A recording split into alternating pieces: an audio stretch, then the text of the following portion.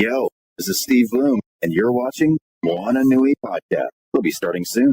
Don't go anywhere. I'm Veronica Taylor, and from myself and Ash Ketchum, I just want to say, Moana Nui, I choose you!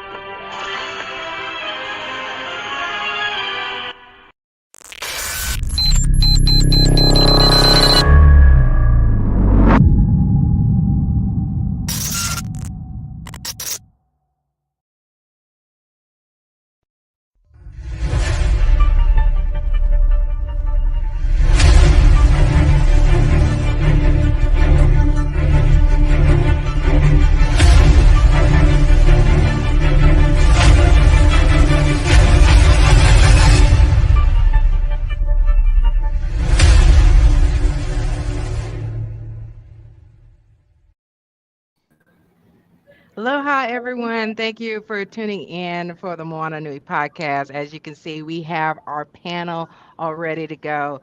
So I am going to give the quick introduction of our panelists because we have one of our other panelists with us today. We have both James Furious and Candaysee here. Joy, unfortunately, has business going on this weekend, so she's traveling for business, so she's not joining us today. But we definitely look forward to having her next month on the sports panel. So, of course, I am not going to hold things up.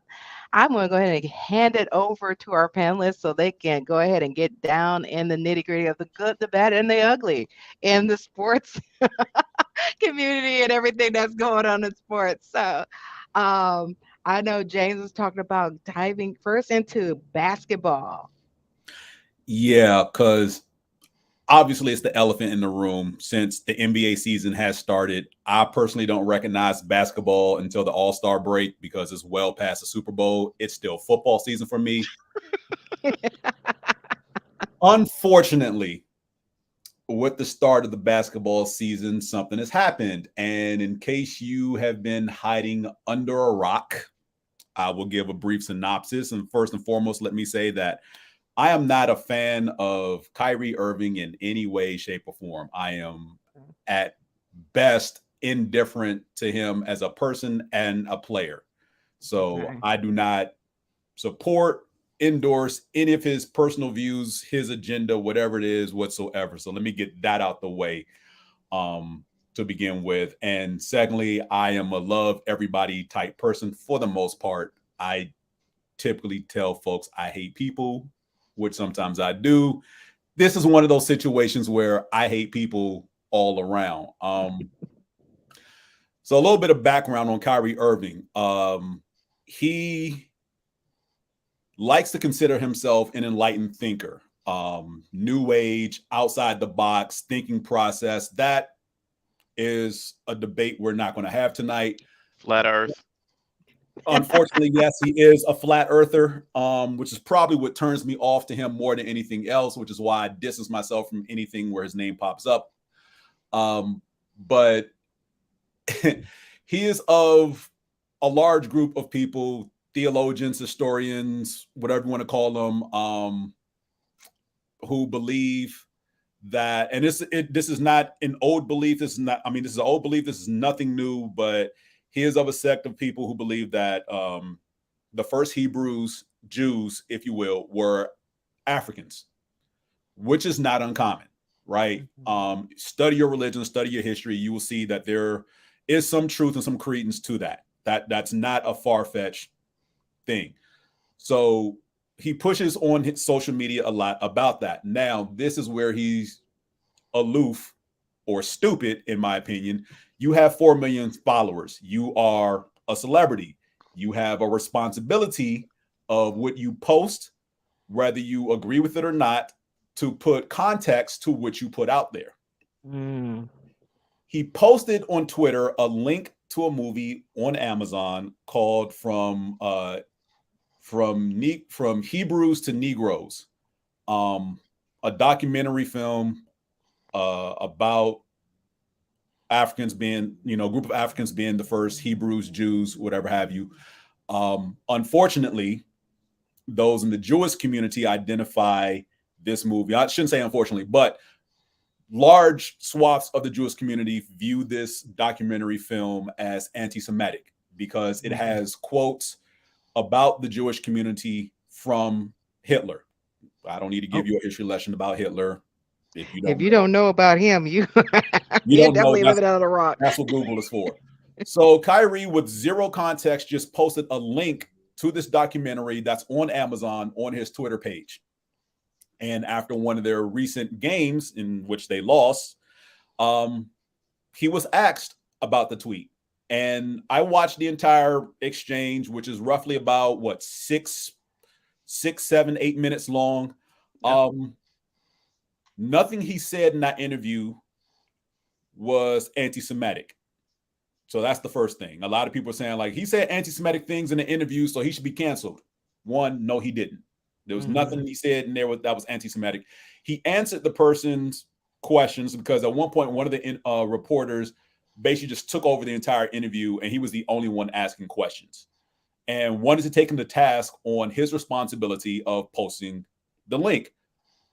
That part I don't have a problem with. Kyrie answered in his usual Kyrie way. He wanted to dissociate the docs, basically saying, I'm not the one who made the film. I didn't put it out there. That's just, it is what it is. I didn't make the documentary. I just posted a link. I don't understand why y'all coming at me. Well, again, this goes back to what I said earlier. You have 4 million followers on Twitter. You have influence, whether you like it or not, positive or negative, you have influence over at least 4 million people. Yeah. So when you post something, 4 million people are going to be like, oh, yeah, let me go check this out. Yeah. Now, form your own opinions about the documentary. I haven't watched it. I have no intentions on looking at it. I know a bit about the theology and the history as far as, I guess, what they're trying to say. But when you start using quotes of Hitler to support your position, I've got problems with that.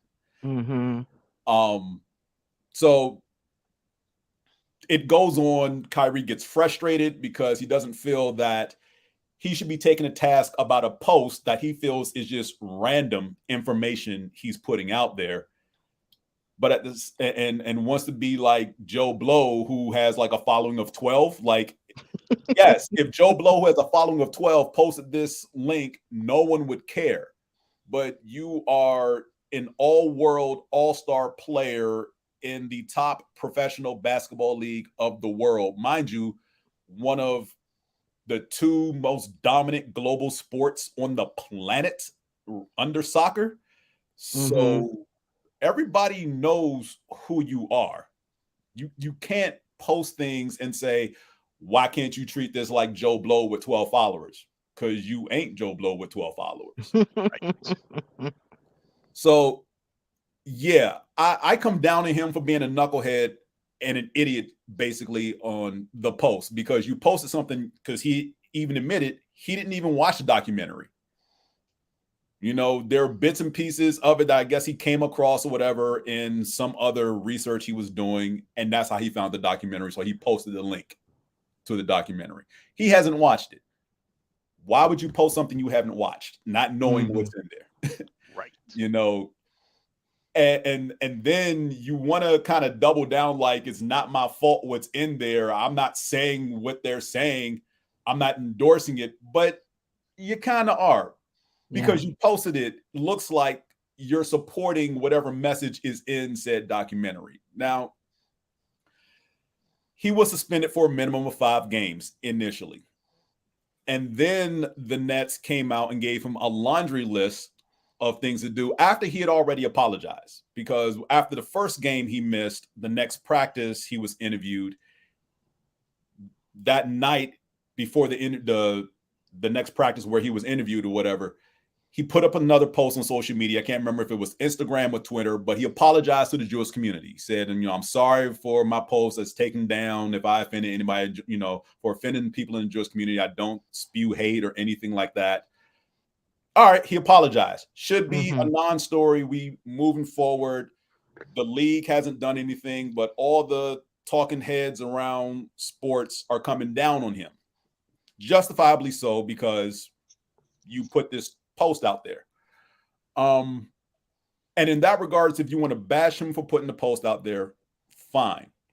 Where a lot of people lost me is where no less than 3 to 5 talking heads from various networks, whether it's ESPN, Fox Sports, NBC, whatever have you, with their own individual radio shows are coming out.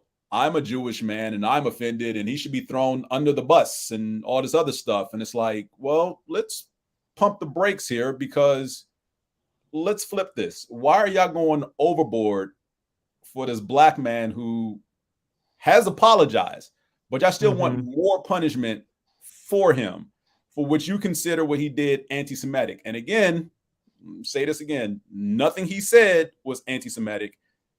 He didn't post anti-Semitic language. You can call the documentary anti-Semitic, fine. He himself has not done anything that can be remotely considered anti-Semitic in any way, shape, and form. He hasn't. He hasn't. Again, that posting post the link to the documentary is not anti-Semitic. That post the with documentary is anti-Semitic. But that post with no context is very problematic. That's a debatable point, I think. Fine, and you're right. It can be a debatable point. I don't see it as anti-Semitic because, again, like you said, there's no context to the post. He just put the link out there, which again was stupid. But if that's what you're calling anti-Semitic, miss me with that, because he didn't say all Jews, blah, blah, blah, blah, blah. He's never said that or posted that in any way. The link to the doc, yes, problematic. But that's not the same thing as him actually tweeting out or putting on Instagram all Jews something negative.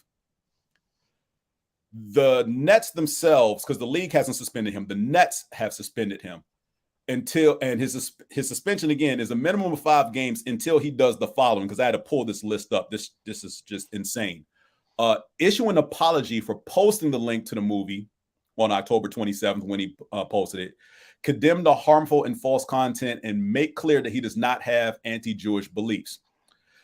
Complete the anti-hate calls that Irving, the Nets, and the Anti-Defamation League agreed upon in their joint release on November 2nd, including a $500,000 donation towards causes and organizations that work to eradicate hate and intolerances in communities. Complete sensitivity training created by the Nets. Complete anti-Semitic, anti-hate training designed by the Nets. Meet with representatives from the Anti-Defamation League as well as Jewish community leaders in Brooklyn.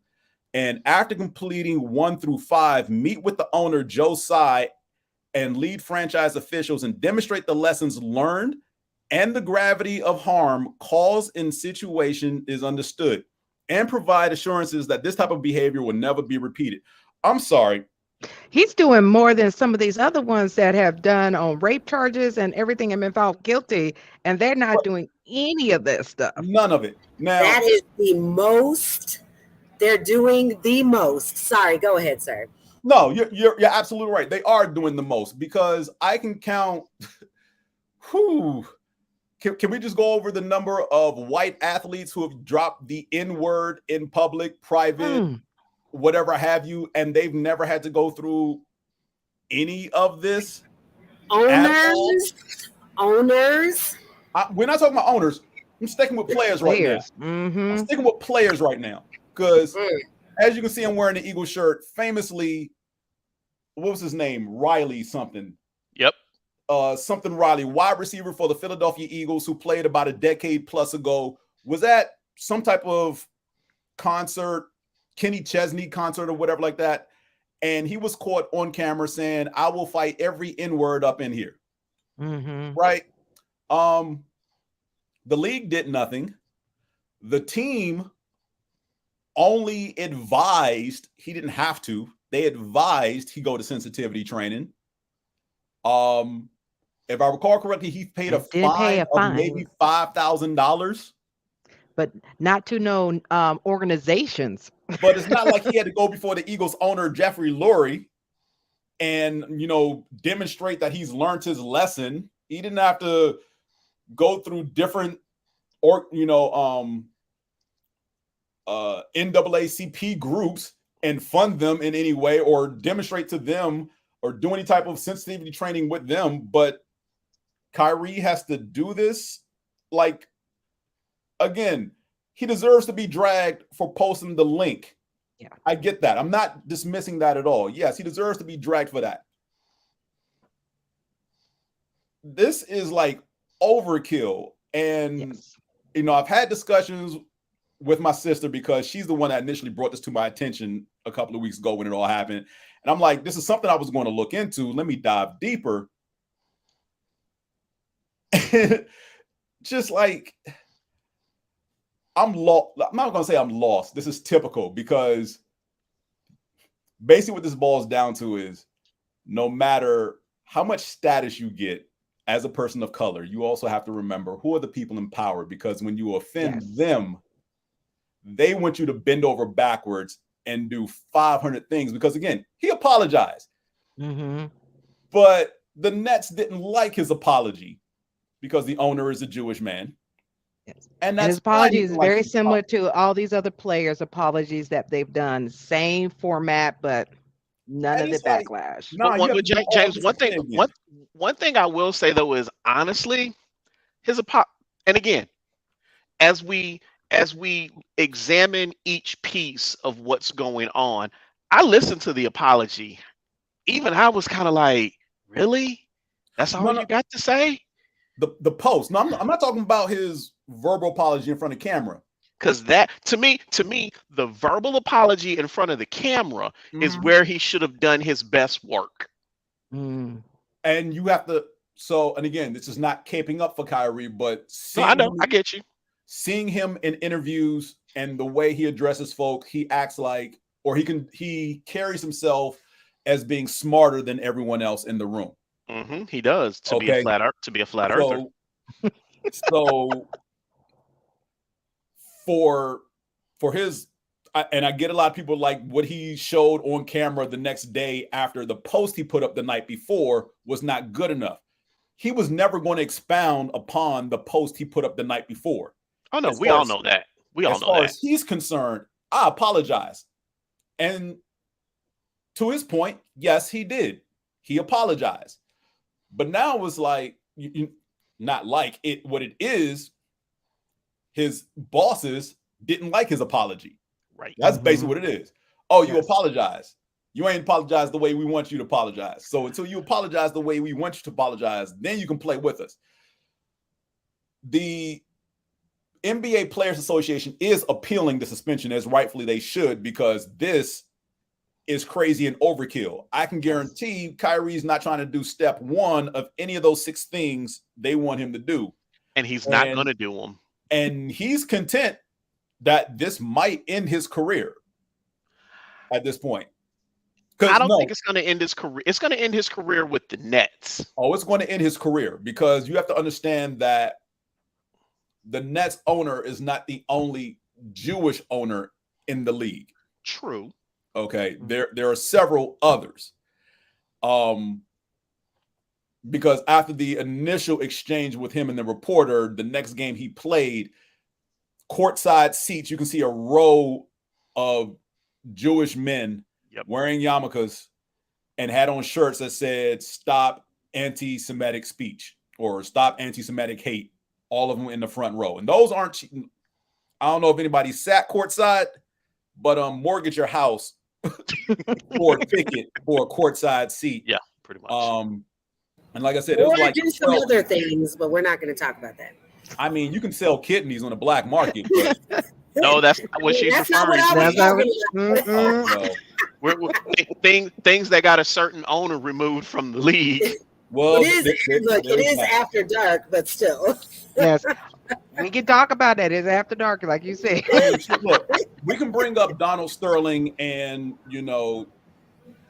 that entire BS. No, we can't. Let's not do that. I mean, we're not going to, but we all know what happened there. Yeah, we know what happened there. I'm sorry, Mac. I didn't see you drinking there. It's fine. But please. I've laid out everything that it is up until this point. You two, please chime in.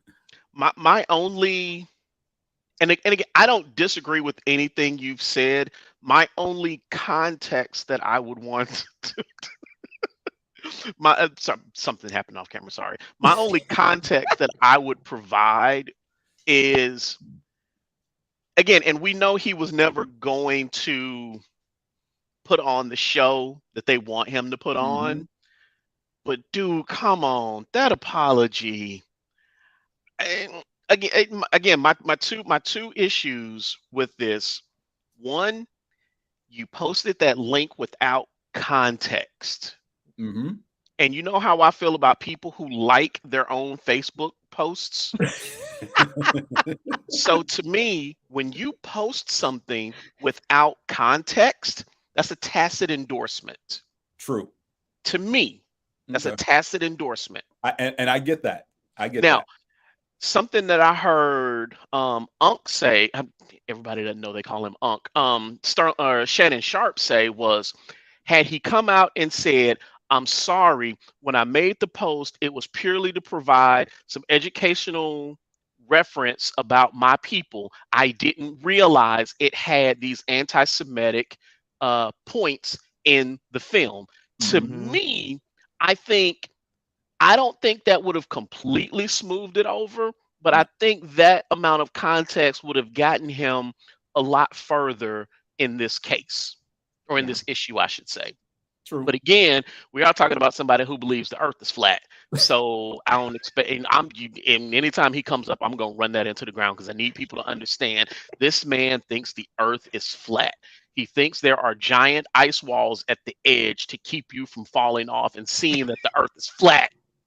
So we know not to expect too much in the realm of sincerity from him because, again, he thinks the earth is flat. But again, that post without any context, to me, is a tacit endorsement of what is in that film.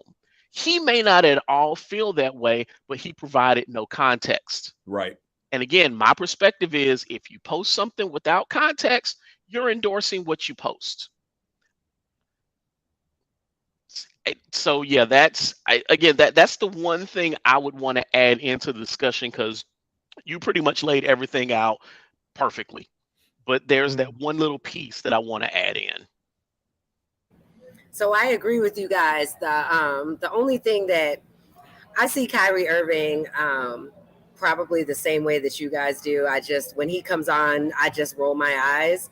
But you have to remember when we were growing up, there was somebody else who said, I'm not a role model. Charles Barkley. And so Kyrie Irving, basically, his apology was like, I'm sorry, y'all mad. Right. And I agree with you, Mac. When you post something, you are responsible for what you post. But as the average person, because I'm going to talk about the average person in life, the average person in life doesn't think that way. I mean, I do, but the average person in life does not think that way. They just see a little snippet. They're like, oh, that's something that I agree with. And they just post. Half the time people don't even go back and look and see and whatever, like you guys said. So Kyrie Irving is that same type of person. We've seen it time and time again from him. So this did not surprise me at all. When they gave him the laundry list, that's where I said they went a little too far. That's where I kind of agree. I absolutely agree with you, James, on this, because if somebody had said something, they have done it. Your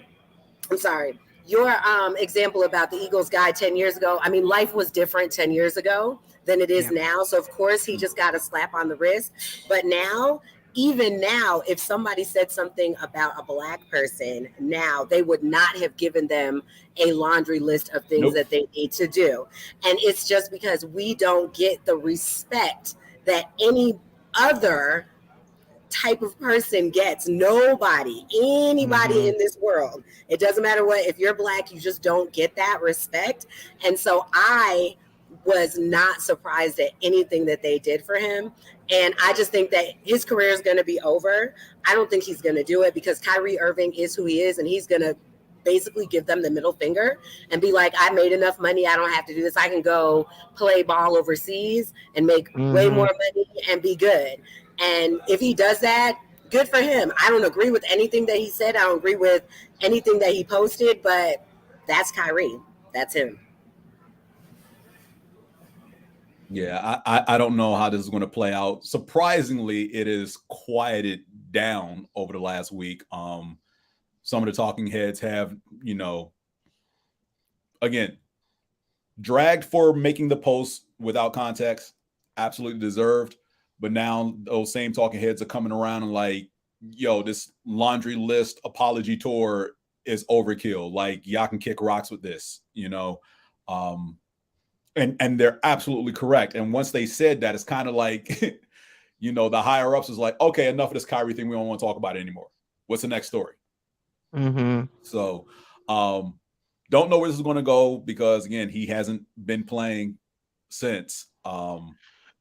I still believe he'll be playing again. He may not be playing again for the Nets, but somebody is, as long as you have talent, someone will want you. Like Candaysee said, someone overseas, especially, they pick up a lot of players that leave from NBA and they go right overseas and make that money. Oh no, I think he's going to be back in the NBA. Oh, I think he's going to be right back in the NBA. I agree a little bit. I don't think if he is completely suspended from the league, I honestly don't think it'll be more than a year. Well, again, remember, the suspension is a team suspension, right, not a league, which is why the Players Association is appealing it, because the suspension is one thing. The list of things he has to do is like, y'all bugging, and, yeah. You would think Brown, the league would have sent that. Right. Because if the league would have done anything, which I don't think the league would have, because, again, the commissioner of the league is also a Jewish man, and he pretty much spoke out and was like, I'm not happy about this. And that was it. He ain't tried to do some deep dive and think piece or whatever, like all the other talking heads try to do, like, I'm a Jewish man and I'm upset because blah, blah. And again, it's your right to be upset. But some of them went down rabbit holes is like, Kyrie ain't saying none of that, what you talking about right now. Like, you way off into the deep end where no one is. Not as batshit as Kyrie is, he ain't even that deep. Like, where you are is somewhere crazy outlandish. So yeah, but and I'm not trying to like spark a race war or anything, but my sister made this point as we were talking about it, and she could care less about sports in general, but just the social part of this is that whether it's anti-Semitic speech or not, like even the discussion of Africans or a group of Africans being the first Hebrews or first Jews, for whatever reason, in some groups of Jewish people, is like taboo to where they just call it anti-Semitic off the rip. And it's like, there's nothing anti-Semitic about that. Nope. You truly know your history and the region in which a lot of the stories of the Bibles took place. One, Jesus wasn't white. Let's start there. Skin of bronze and hair of wool. Even in that faith where they consider him a prophet and not the Messiah, it's still the same description. Skin of bronze and hair of wool does not sound like a white man in any way, shape, or form in any context. We don't talk about that part. No. Just a little bit. Just a little bit. So I mean, I just, and again, I'm not trying to dig in and like bash anybody's religion, but I'm just saying, like, at the very minimum, know your history. Yeah. And what you're talking about when you want to be upset about certain things. And I get it. Some things you want to talk about may make you uncomfortable. So what? It actually happened. And look, I was raised Catholic, which falls under Christianity, and I bashed the hell out of Christianity for pretty much 90% of the problems in the world to begin with. And they ain't innocent in this. But at the same time, I'm not under any delusions about what people have done in the name of the religion I grew up and was raised in. Because the atrocities are countless. And I'm not saying that of Jewish people, but to dismiss who Jesus actually was or what he looked like to fit your narrative of what the first Hebrews and Jews were and call that anti-Semitic is insane. Like, why are you sweeping something that's fact, has been proven by those of your own faith and historians of that region, and want to sweep it under the rug and be like, well, that's anti-Semitic? No, it's not anti-Semitic. Jesus was not a white dude. Yeah. I think it comes down to people don't know the definition of words. That because if we define anti-Semitic, it just means hostile to or prejudiced against Jewish people. Mm-hmm. And nothing, Kyrie said, having that belief falls under anti-Semitism. Having a discussion on the origin of peoples does not sound like a hostile conversation to me. Mm-hmm. It's not. It's that to me is a which one is the science of the history of the origins of people? That's not paleontology, is it? I think so, yeah. That to me, that's what that conversation is. It's a paleontology conversation because we're just discussing the origins of a people. Mm-hmm. Mm-hmm. So that's all I got on that one. I just wanted to get out the way first because I want to end on a happy note because there's actually some good stuff going on in sports. I don't know in basketball, but because again, for me, is like, again, if this hadn't happened and someone was like, basketball season started, I'd be like, really? Huh? Who's playing on Sunday? Well, basketball did just start, so there isn't a lot to go by. Just like with baseball, that first month, that first month or two of, because they play so many doggone games, it's just, you really can't really talk about it. And I'm sorry, basketball heads, and I'm sorry, baseball heads. I mean, there was a good thing that happened. Like the Bucks got their first loss recently. That is definitely worth talking about. Oh gosh, that's true. Why? Because it was the Hawks, or because Trae Young didn't play? Because it was the Hawks, sir. Because it was the Hawks. Because it was the Hawks, and I'm just look. That's how he feels. Go ahead, Glow. Talk about the Hawks giving the Bucks their first L of the season. Go ahead, have at it. No, that's pretty much all I got. Is that well, no. So the other thing to me that was really, really interesting about that game was how well the Hawks actually did play without Trae Young, because it forced everybody else to step up their game. Now, I've heard a couple of the talking heads say, well, what about the Hawks without Trae? No, we're not. Let's not even go down that road, because yes, Trae Young is a 25+ point a night point guard. But there are 11 other people on that team, and the team played, in my opinion, exceptionally well to give the Bucks their first loss, especially without Trae. Play exceptionally well without Trae down the line if this happens again. I do too, I actually hope that they lose, but it is what it is. That's just wrong, Candaysee. That's just wrong. Look, serious. Hey, Knicks fan all day long.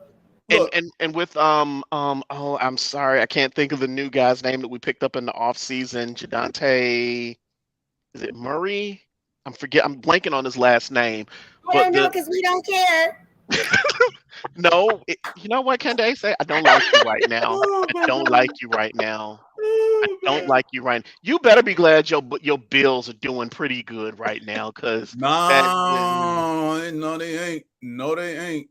Oh well.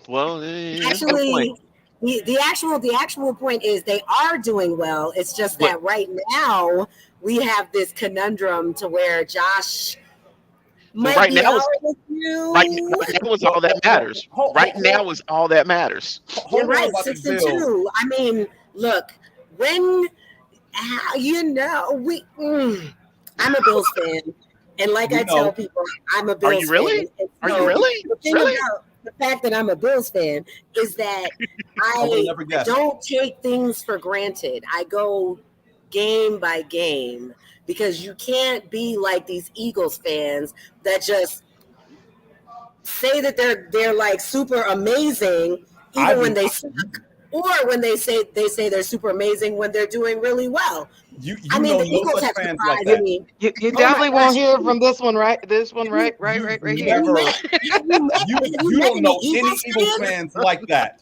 I know a lot of Eagles fans like that. All you NFC, what are y'all East? Y'all NFC East. I mean, all of you guys. I will brag on my division, but I stay quiet. My team is doing too well. I'm quiet right now. Yeah. Look, I will say that, James. Yeah, he's just like, for right now. I'm quiet now. That's how I am as a Bills fan. We go game by game, because we can mess it up with 13 seconds left on the clock. I have PTSD about that, so let's not talk about that. But anyway, what are we on to? Are we on to football now? Well, we are. But I do want to say one last thing, and to Fierce's point, I'm not surprised the Hawks beat the Bucks, because it's the NBA. Literally, any team can beat any other team on any given night because of how many games they play. Yeah, absolutely right. Even when the Bulls went 72-10, they lost to the worst team in the league as one of those 10 losses. So, because basically they were just bored out of their minds, really. The shocking part of the Hawks beating the Bucks for me was the fact they did it without, because I'm looking like, all right, Hawks can Bucks first loss. Okay, that's kind of interesting. And then I kept reading without Trae Young. I'm like, excuse you? Mm-hmm. And Furious, I understand how you feel. People talking about the Hawks this without. Nah, because I seen how you act when y'all had not Chris Paul for the longest time, and you still haven't gotten over that. So yeah, I don't want to see your reaction or Hawks fans' reaction if by some craziness Trae Young is no longer a member of the Hawks. I'm not putting it out there in the universe. Why did you even say that? Why would you even say that, James? I'm just saying, on Whitney Houston's internet. I've seen you talk about not Chris Paul. I don't want you to go through that again. Dude, I am never going to get over not Chris Paul. That is never going. I don't know that I will ever get over that. He will always be not Chris Paul. Look at it this way. You can be a fan of a struggling franchise like the Washington Wizards, or you mean the Bullets? Bullets. I mean, I still like to hold on to the name, but I mean they are officially called the Wizards. But to go back on that point, with picking up DeJounte Murray in the offseason, he has been an excellent pickup so far this season. I mean, y'all got a nice three-headed nucleus there of Young, Murray, and Collins. So and when y'all get to the, because I don't see how y'all don't make the playoffs with that nucleus if you play well. Yeah. I just hope you win more than 2 games this time around. You and me both.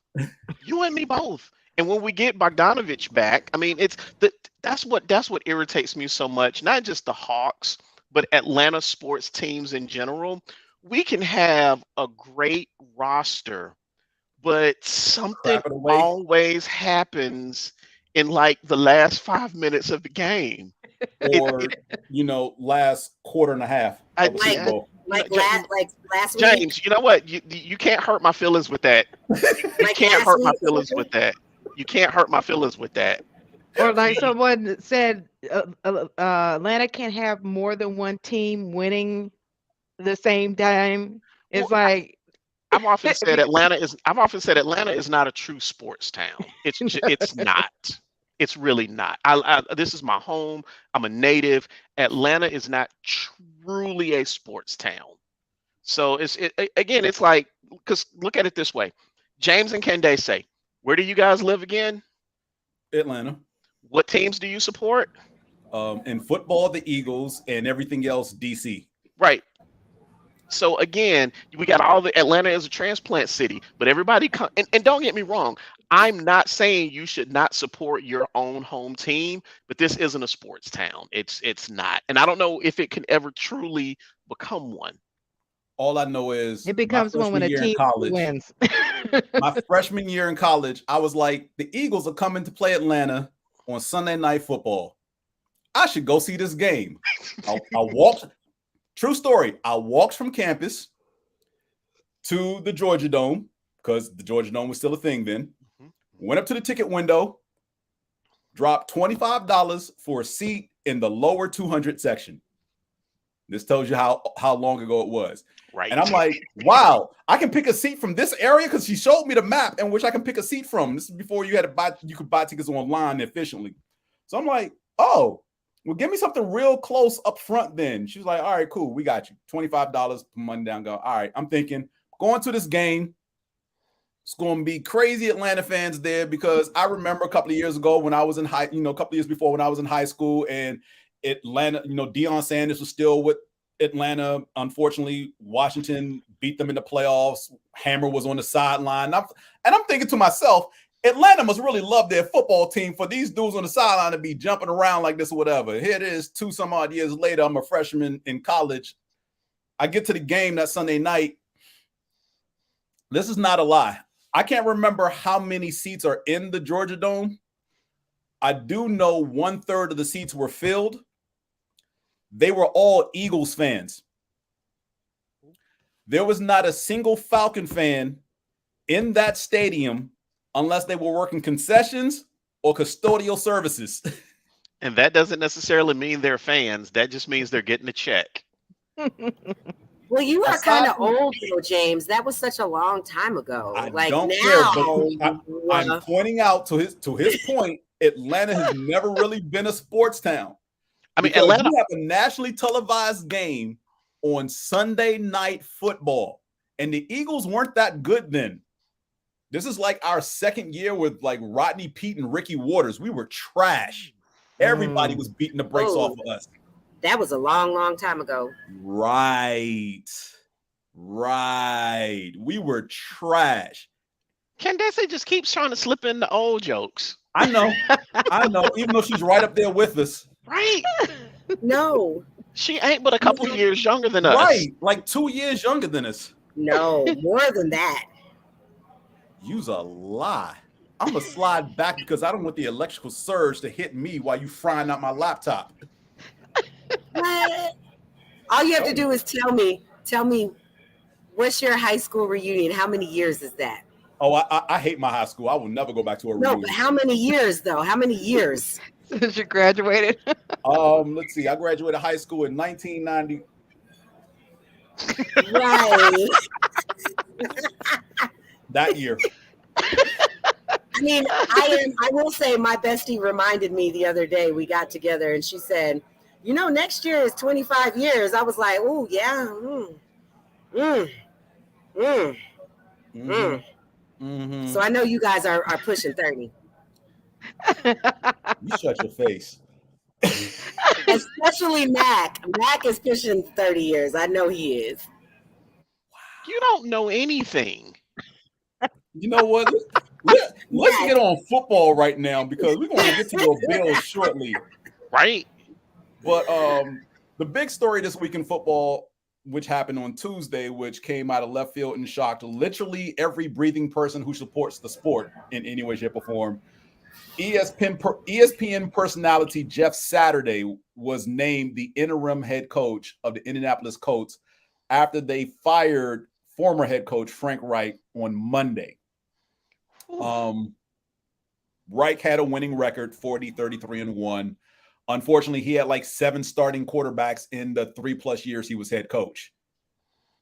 Not entirely his fault. He had luck for 1 year. Unfortunately, they went out and got Phillip Rivers, who was trash at that point. Then they went and got a broken down shell of Carson Wentz, and other dudes started when those people had injuries, whatever. And this year, they started with Matt Ryan. He tore a rotator cuff, I think, in his throwing shoulder. They decided to bench him for the rest of the season, and they started their rookie Sam Eilinger, or second-year player Sam Eilinger, because I don't think he's a rookie. I think he's a second-year player. Anyway, the performance this past Sunday saw them get beat down by the Patriots 26-3, in which they barely generated 100 yards of total offense. So that's why he got fired. Here's where people are losing their minds. Remember, I said former ESPN personality Jeff Saturday. Yes, you did. Jeff Saturday, good guy that he is, that everybody will espouse to, can't say a bad thing about him. That's perfectly fine and well. Has 0 coaching experience on a college or professional level. He has never coached any position levels. He's not been a coordinator. His only coaching experience is coaching Decula High School here in Georgia. And the 2 years he coached them, they are what, 20-11, I think is what they said the record was. They may as well have hired me. Right. Mind you, he has a gig on ESPN where he does many things throughout the week. On, what is it, Monday, he does their recap show where they go over how teams won and lost on Sunday. On Tuesdays and Wednesdays, he's on First Take and sometimes Get Up. And the rest of the week, I guess he's back down here coaching Decula High School, which he's not doing anymore now because he's now coach of the Indianapolis Colts. And in the press conference, the owner of the Colts said, Jim Irsay, and I'm paraphrasing here because he was asked about Saturday's lack of experience. I'm glad he doesn't have any experience. Somebody with experience might mess this up. I think it's a wonderful thing and a big advantage that he has no experience whatsoever. And I'm proud of that. Well, he actually also said that anybody who has coached would be scared. And so then they use analytics to coach the team, which would actually help the team win, because that's why we analyze the games to know what to do next. I don't think they know what analytics are in Indianapolis. I don't think they know what analytics are. I got nothing. Now look, a lot of people on social media, I've seen folks cry foul for various reasons. As far as my lifetime, and yes, I will say 45 years old that I am. Oh, you're not that old. Never mind. I'm sorry I made those comments. 40, No, you're not. No, 40 you're not. plus of which I've spent watching the NFL. So in my lifetime, I have never seen a team fire a coach in season and replace him with some guy who had a studio job. It's always been a promotion of one of the coordinators or position coach who has either former head coaching experience or was a former coordinator themselves. But again, it's always been somebody on the roster, on the coaching staff already, because they had, I guess, the week before the Patriots game, fired the offensive coordinator. So now you fire your offense coordinator, your head coach in back-to-back weeks. You still have two coordinators left, special teams coordinator, the defensive coordinator. There's a team consultant or coaching consultant who has head coaching experience. And of the remaining 13 coaches left on the staff, 6 or 7 of them are African-American. You can promote any of those people whatsoever. I'm surprised that they all didn't walk. Why would they? Why would they promote those 7? Like, not even those 7, but any of the other 13, you know, the other 6 or 7 white dudes. You could have promoted one of them. But no, you go to Jeff Saturday? He went like this. Psh, psh, psh, psh, psh, psh. I'm slapping all of y'all in the face. Y'all don't know shit, so I'm going to bring this person. Don't get me wrong. I said a bad word. I'm sorry. It's after dark. Oh, it's after dark. Okay. It's after dark. It's fine. Oh, Look, it gets much worse than that. don't get me wrong. Dana's face, though, when I said it, she had this face, and I was like, oh, no. Oh, No, it's fine. Whatever. We said, trust me, worse has been said. It probably will be said before the night is over. Absolutely will. But in every interim situation, more times than not, the coach is not retained. I get that. You're going to fire everybody at the end of the season anyway. There is no way you're going to convince me you hiring Jeff Saturday means that at the end of the season, you're going to keep Jeff Saturday on as head coach. Because if I'm anybody on that coaching staff, black, white, whatever, I'm leaving. Again, I'm surprised they haven't left already. Well, coaching, I will say this, coaching is one of those jobs where it's like the only way you leave is on your own terms, or at least the only way you leave. Yeah, if you want to leave, it's because you want to. Most people will coach basically their careers into dirt and wait to get fired because it's, for whatever reason, it's better that way. I'm just saying, you brought in somebody who I know. Yeah, I know. Trust me, I get it. Yep. Mm-hmm. Well, here's the thing. I was having this conversation, and at the end of the day, though, he said yes. Yeah. Like, why wouldn't you? But Candaysee, I would say yes if they came to me. I mean, okay, so I get. And I've managed a successful Madden franchise almost every year. Look, I got coached. I mean, in that regard, I've got like at least 50, 70 years of experience on Madden. Shoot, my team's always go perfect. But my thing is this, like, he was like, yeah, I'm honored and blah, blah, blah. But like everybody's talking about the fact that he's not experienced. But he could have said to the guy, hey, because I feel like he has now set Jeff Saturday up for failure. Possibly. And without it, they're good friends, though. Yeah. Remember, he's right, I know. And so he could have been like, hey, dude, I understand, but you got all these other people that are super awesome. Like, how about I be your offensive coordinator? Or how about I such and such? Like, he still said yes. And so now he has to go out there and prove his himself, his non-coaching self, his I've only coached high school, Dacula, Georgia. I think that he's set up for failure. I think, and because I like Jeff Saturday so much, I'm like, I think it's going to taint. I think it's going to taint his legacy unless he goes out there. Unless the Indianapolis Colts come out here and win all the rest of their games. Can they say they could lose every game the rest of this season and he gets fired at the end of the season? It's not going to taint his legacy because at the end of the day, his response is going to be, what did you expect? I've never coached an NFL franchise. And then somebody is going to say, well, why didn't you say no? And his reply is going to be, you want me to say no to my dream job? Are you serious? This will not taint his legacy. If anything, it gives him an easy way out of being held accountable for anything. Makes sense. But I hear what you're saying. I truly do. But again, the fact that he has no experience, that's his easy out. What did you expect? I've never done this before. Not only that, but the lack of experience being his crutch if and when it all falls apart. Cool. He's going to get on the job training because while he's the head coach, he's not going to be calling plays. The quarterback's coach is going to assume play calling duties. Has that already been announced, or you just think that's what's going to happen? Oh, no, that's already been announced. The quarterback's coach is taking over play calling duties for the offense, and the defensive coordinator will continue to coordinate and call plays for the defense. So why not hire them? That's what makes me mad. Look, but so here's the thing. You're Jeff Saturday. Why would you say no to guaranteed money? But I mean, he's making I feel like he's making that money as a commentator. Like no, he's he's not. No. Okay.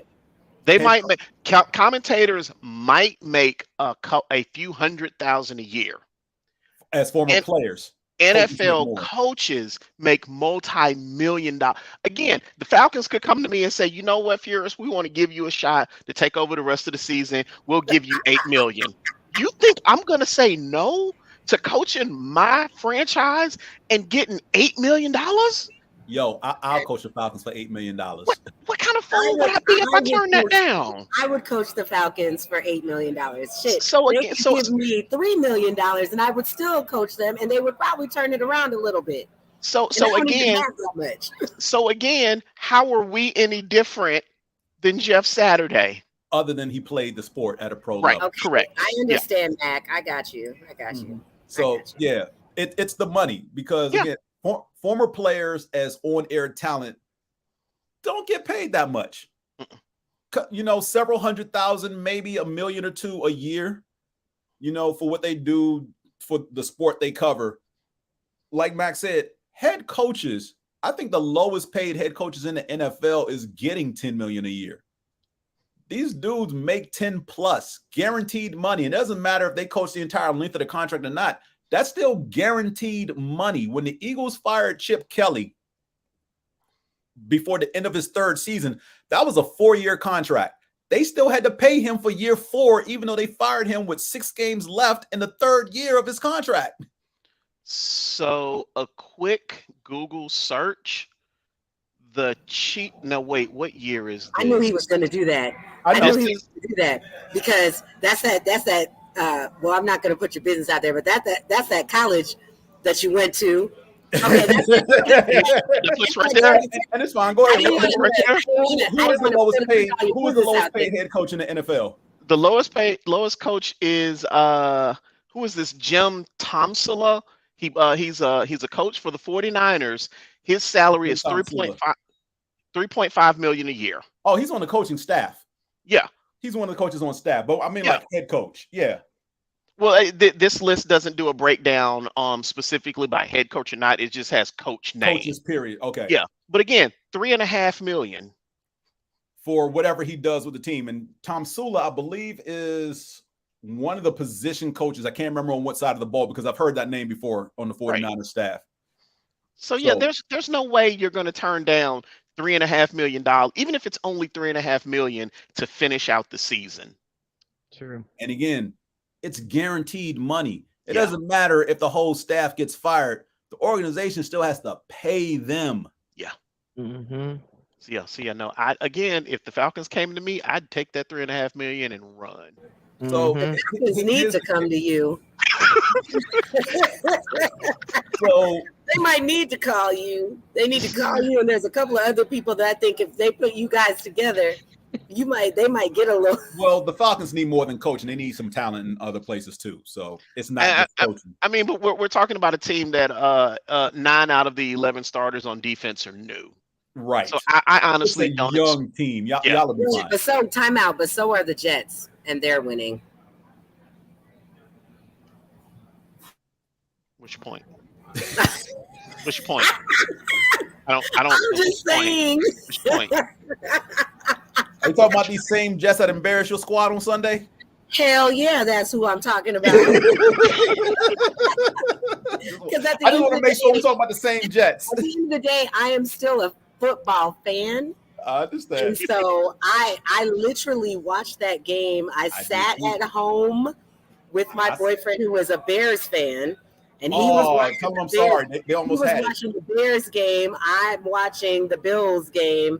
And like literally, he's like, what's going on? And I was like, the Jets defense, they don't suck. And they don't suck. And then, exactly. And then our defense, we had some people out. Oh, yeah, lots of people out. I know. But the thing about it is that we're so defense driven. We have so many people to like take the place of somebody, but then the person who takes the place of somebody is hurt too. So now we have to go down. The increase in your defense is the entire secondary has not played together at all this season and won't because one of your safeties is out for the year. Oh yeah, absolutely. So you don't have to look. You don't have to tell me. If it's Poyer or Hyde. No, it's Hyde. Hyde is out for the year. It's not Hyde. Poyer is just hurt. He should be hurt. Back. Yeah, he should be coming back in a couple weeks. Yeah, but it's like.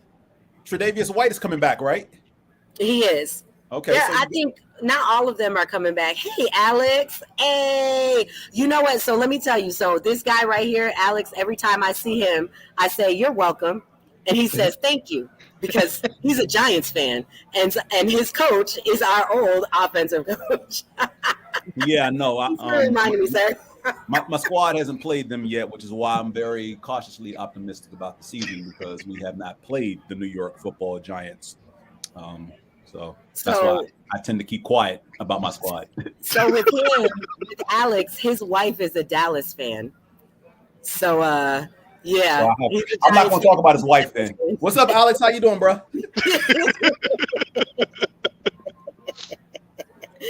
But yeah, football is amazing. About a house divided. New York. Man, listen. It's a house divided for real. Like every year. I don't know if I can love a Cowboys fan to say I do. Like that's real. I mean, you got to understand that there are really only, as much as I joke around, there are really only two teams I truly hate with true vitriol, and it's Washington and Dallas. Wow. Like the Giants, I'm indifferent.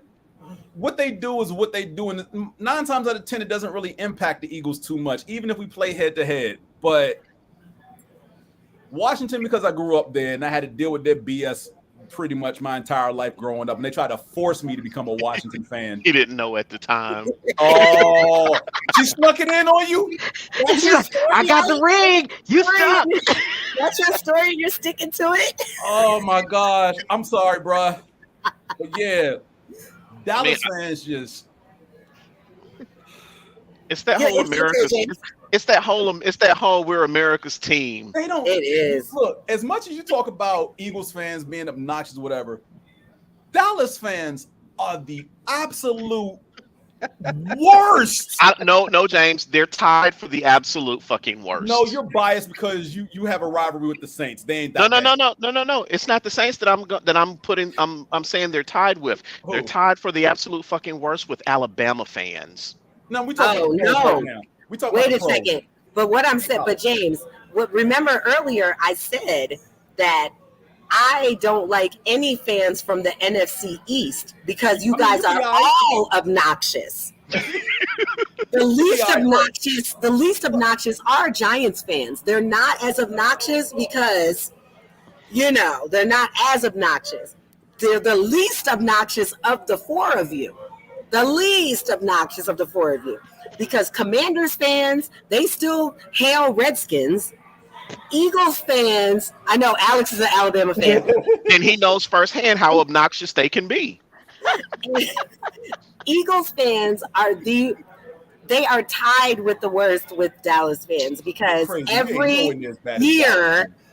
year they are going to the Super Bowl. We are the best. We're always going to win. We're always going to do whatever. And that's the reason Dallas why. fans. And that's the reason why I have to be completely like against you guys. Y'all don't start Really, Alex. Alex is I can list 4 reasons why you all are obnoxious. 4 reasons. 2 What are of them they? have to do with Phil Simms and 2 have to deal with Eli Manning. Oh. That's why y'all are obnoxious. Those Phil Simms things, they overlap with some dude named Lawrence Taylor. Bill Parcells is your head coach. That's why y'all are obnoxious.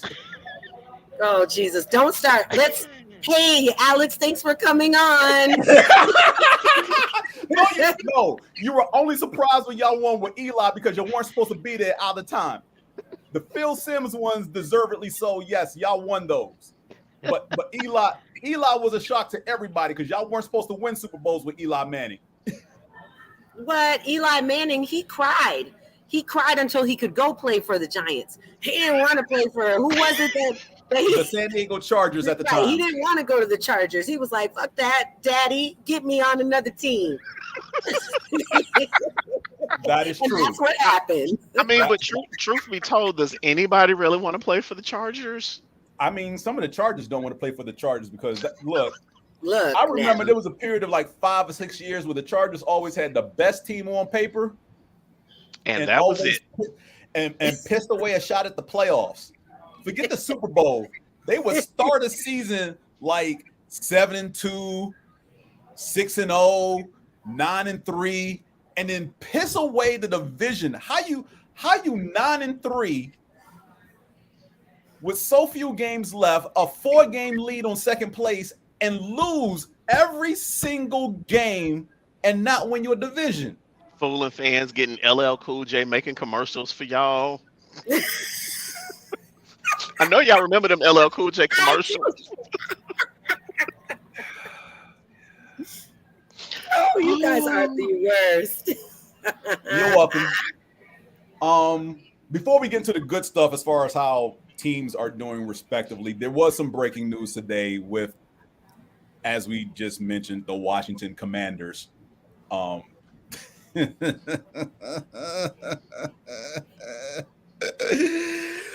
Oh gosh, if this don't force Daniel Snyder to sell the team, I don't know what will. But the Attorney General for Washington, D.C. has filed suit against the Washington Commanders, the owner Daniel Snyder, Roger Goodell, and the NFL. I didn't hear that. Okay, talk to me about this.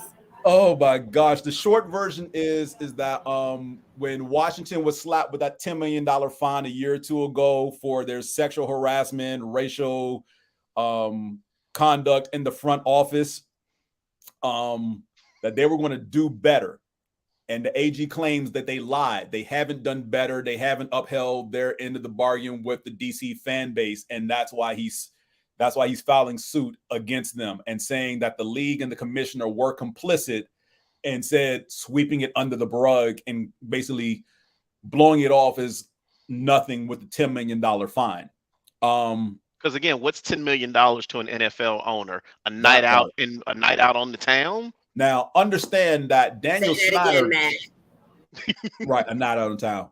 If the town is Dubai, now, or if the town is DC or New York. I will say this: because of said fiasco with the sexual and racial scandal that the Commanders went through 2-3 years ago. I hate that name. I'm gonna just call them the football team. It sounds better. It's bad. It's about as bad as Cleveland. Like, I forget what's Cleveland. Guardians. I like the Commanders. Now you stop it. And I like the Guardians. I just don't like their mascot. The Cleveland Guardians, their mascot is like booty. So the fallout from the investigation into the Washington football team was that Daniel Snyder was supposed to step down. He was not to have, 3 Let's Call girls. I'm starting to like this Alex dude. Alex, it was worse because they were basically, and forgive me for using this phrase, they were pimping out the cheerleaders. Well, so was Dallas back in the day too, though. Yeah, but here's the thing. So let me backtrack a little bit. So a group of former cheerleaders, roughly 8 years ago, I want to say it was 2016, 15, right around then, a group of former cheerleaders filed suit against the NFL and 8 teams. 2 of the ones at the time were both Washington and Dallas for the practices and the sexual harassment, mistreatment of the cheerleaders. Now, I'm not going to say that didn't go anywhere, but people need to understand first and foremost, the cheerleaders are not team employees. They are contracted freelance workers for each organization. Mm-hmm. So the team has no governance on them. Typically what happens is somebody in the front office is tasked with handling the day-to-day operations of the cheerleading squad for the teams that have them. All right. So they are not team employees the way, say, the secretary in the front office is who works for the executive player personnel person. Yeah, I know. I thank you, Alex. So these cheerleaders filed suit against the 8 teams. I can't remember who the other 6 are. Sorry, New Orleans was one. So New Orleans, Dallas, Washington. I can't remember the names of the other 5 off the top of my head. And the suit was filed. All the teams involved basically said, we'll do better. We'll revamp our practices as far as how we deal with our cheerleading squads. We'll do better as far as their treatment, what they do day-to-day operations and managing them or whatever like that, game day, how they get paid, what we ask of them to do or whatever like that, blah, blah, blah. Because basically every team that has cheerleaders also has a swimsuit calendar featuring their cheerleaders. Okay. Every team pretty much said, we're going to do better. And for the most part, they did. The Saints were the first team to hire male cheerleaders as part of their reform, if you will. Okay.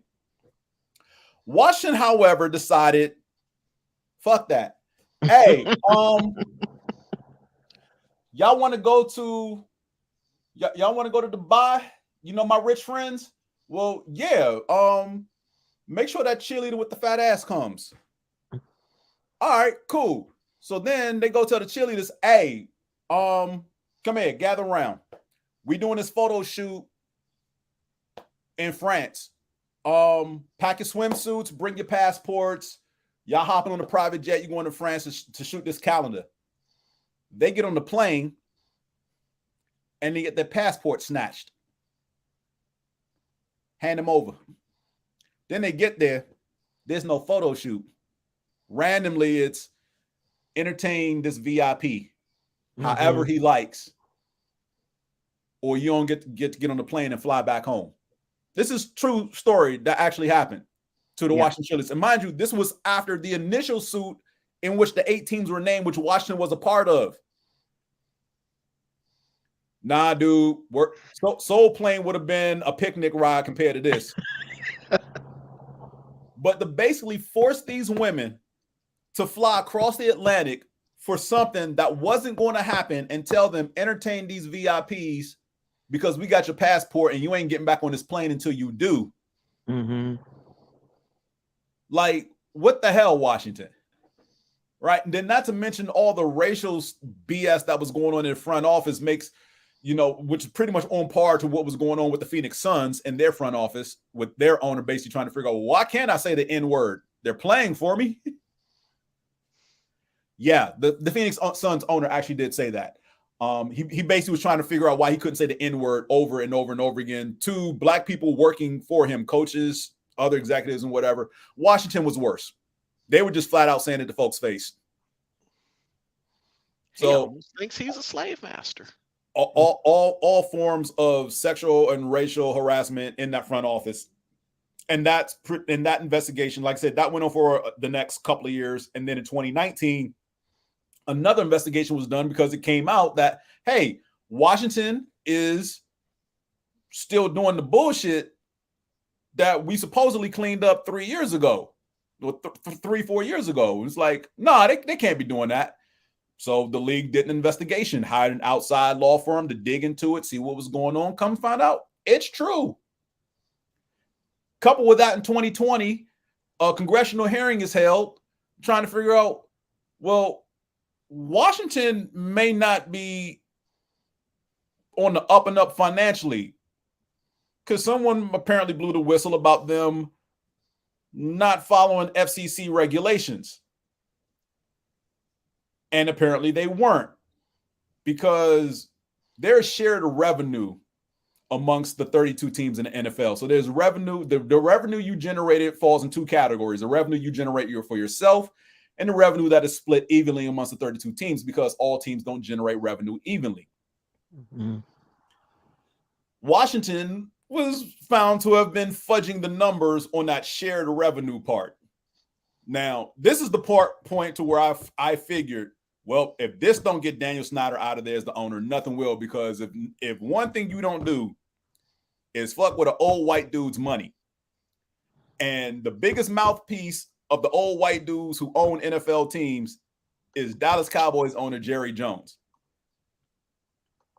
To paraphrase the line from Friday, fucking with my money is like fucking with my emotions. And Jerry don't play about his money. He knows where every cent is going. And he's trying to make more of it than anybody else. Remember, people need to remember that when Jerry came in as owner of the Dallas Cowboys, he's the one that bucked the trend. The entire league and all 32 teams at the time had deals with Coca-Cola and like McDonald's. And he was like, nah, I don't want deals with Coca-Cola and McDonald's. I want deals with Burger King and Pepsi. And it was like, but nothing wrong with a little Pepsi, though. Nothing wrong with Pepsi. I like. There's Pepsi. nothing wrong with Pepsi, but no, I'm just saying, like he bucked the trend. Right, he didn't. And because he bucked the trend, he got things changed. So now each individual team can have their own deals with major corporations as far as products they sell. So if you want Coke products, you got Coke products in your stadium. Another team will have deals and have Pepsi products in the stadiums. It's not uniform across the board anymore. Like it was 30 plus years ago when, Jerry bought the Dallas Cowboys. He bucked that trend because, again, he was trying to find ways to, 1, make the team successful, and 2, generate as much money as possible. So now all owners follow suit because of that. What Daniel Snyder did, messing with the shared revenue for all 32 teams, you in Jerry's pocket now. I'm thinking like, all right, this will get him kicked out of there. Nope. And that's when the $10 million fine came in, and Snyder was in in principle, removed. He could not have day-to-day operations of the team. It had to be turned over to his wife. And when I say he wasn't supposed to have day-to-day operations with his team, and this is supposedly still ongoing, he's not supposed to be anywhere near the facility. He wasn't supposed to be able to attend games. He couldn't be on the field. He was supposed to basically be persona non grata as far as all things Washington football team and not be on site. But he's been at games. Yeah. He's been in the owner's box. Probably more than likely behind the scenes. I'm not surprised he was making, helping to make decisions as far as player personnel, having final say of that, which he's not supposed to do. His wife is supposed to assume those responsibilities and duties. A couple of weeks ago when Washington played Dallas in Dallas, he was on the field with his wife and Jerry Jones, and they took a picture. Again, to me, so much of that is lip service. Right. And posted a photo on the team's Twitter account saying frenemies for 40 some odd years or whatever like that. Yeah, Washington and Dallas are arch rivals. Did you say frenemies? Yes, they used the word frenemies in the Twitter post. Oh, and this history lesson is brought to you by the Philadelphia Eagles fan of 40 years. Thank you. And we drink Pepsi. I grew up in DC. I know a lot about this franchise. Yeah. I hate this franchise, but I know a lot about this franchise growing up in DC. More than I care to know. This is why I'm convinced whatever dirt he's got on these owners, it's good. It's right. Probably the juiciest. It's got to be good. It has got to be so good. Yeah. Because owners, I believe that everything in life that we see in movies and TV is actually real at some point. Mm-hmm. So, he's got videos, he got photos. How else can they make like movies and these how else do these people really get these ideas? So I feel like what Max said, he's got a lot.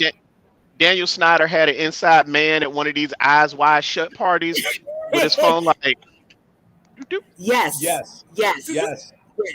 I mean, I think that Eyes Wide Shut was based on a true story. And oh wait, was it really? Oh, I didn't know that. I mean, I don't know if it really was, but I'm just saying, like, I know too many people that have been to things like that. So I'm just saying, like, it's probably based on an amalgam of various events of that nature. Yeah.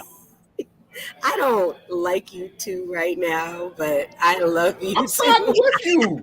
We're on your side, Candaysee. No, I know you are, and that's the reason why I can say, "Oh my gosh, you guys are with the shits with me." Oh my goodness. Oh, I hope my mama's not watching this. I keep saying bad words. Candaysee, you forget you and I know some of the same people, and we both know some of the things that those people do.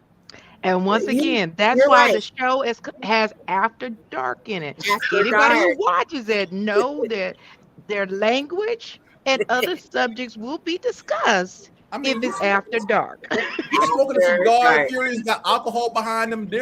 Trust me, there's no water in this cup. You know what, Alex? There's no water in this cup either. There's no water here. What I'm drinking is a little bit harder than wine.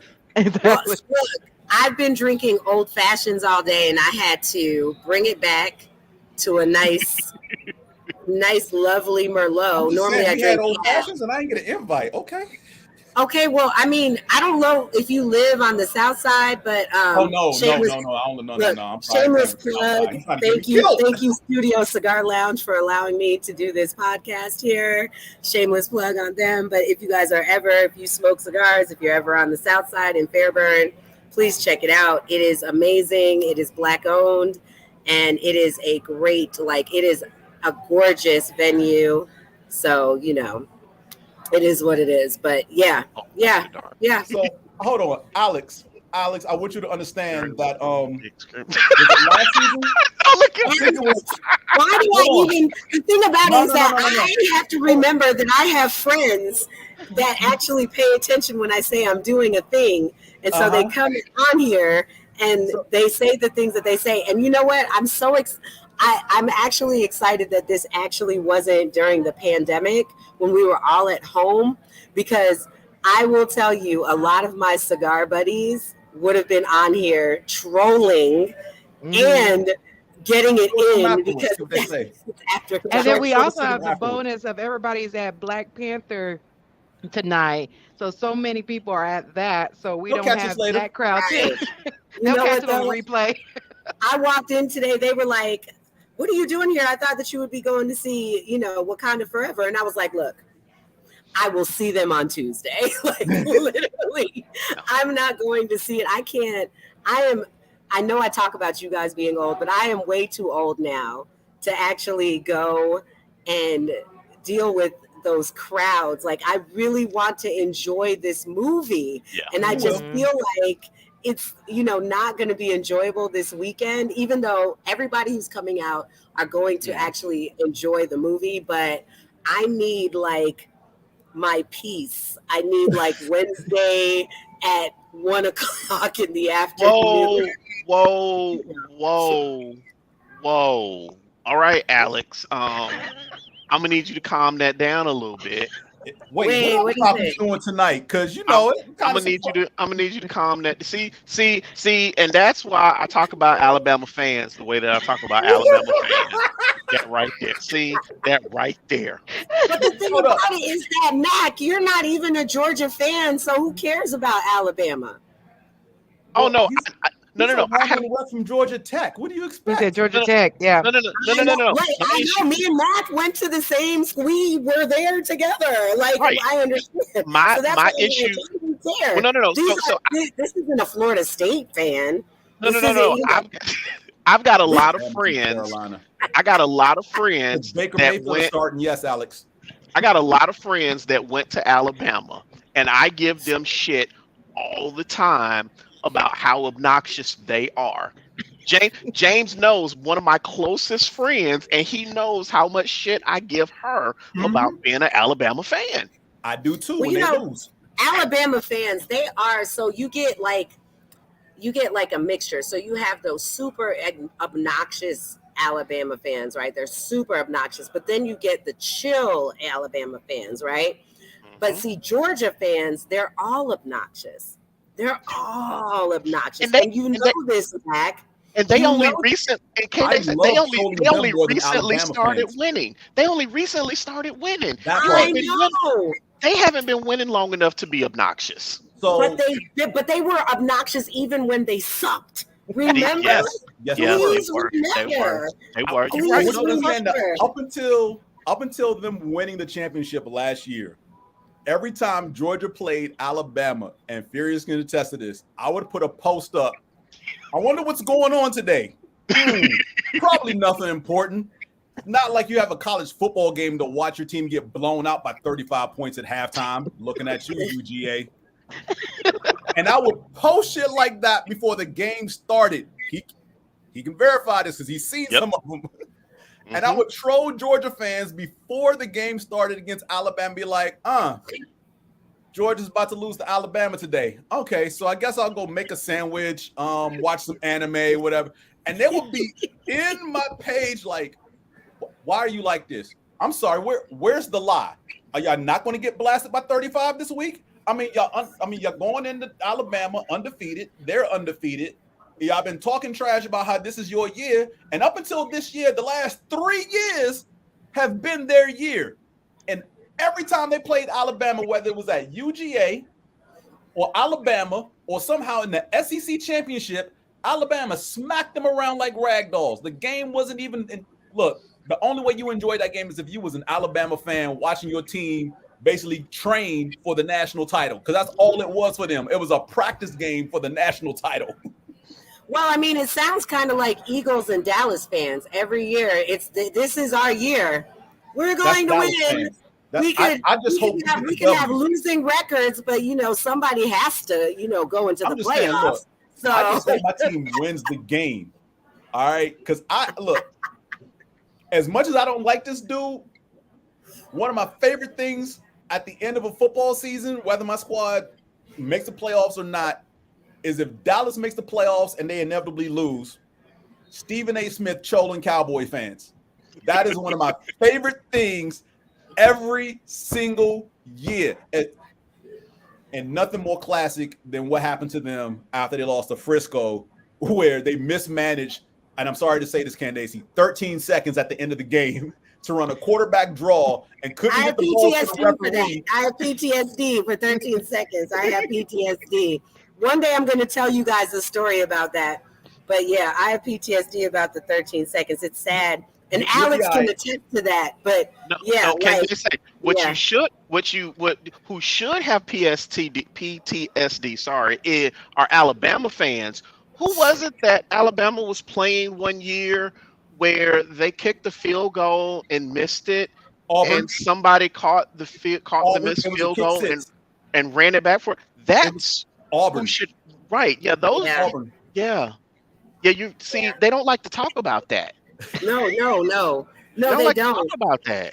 And you know what the sad part is? So I absolutely abhor UGA. I absolutely abhor. Like, I just cannot root for them ever in life. But I was still mad and upset at the BCS rankings when they doggone took Georgia down to number 3 for no reason. Like, I was like, what are you guys doing, stupid BCS freaking poll? And that's the reason why I don't like them, because they've shitted on Georgia Tech and any of the ACC every year. They shit on the ACC every year, and they never put. And except for Clemson, they don't put people in the top 25, which jacks up your whatever your rankings are. And then as they play well, they're like, oh, great, okay, maybe we'll put you at 25, maybe we won't.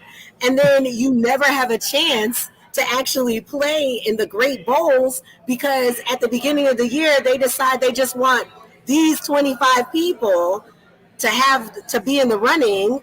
And it's stupid. It's completely stupid. It makes me mad. I am actually super excited that right now we've got ACC people in the top 25 that actually have earned it, because they have the records to show that they are good enough.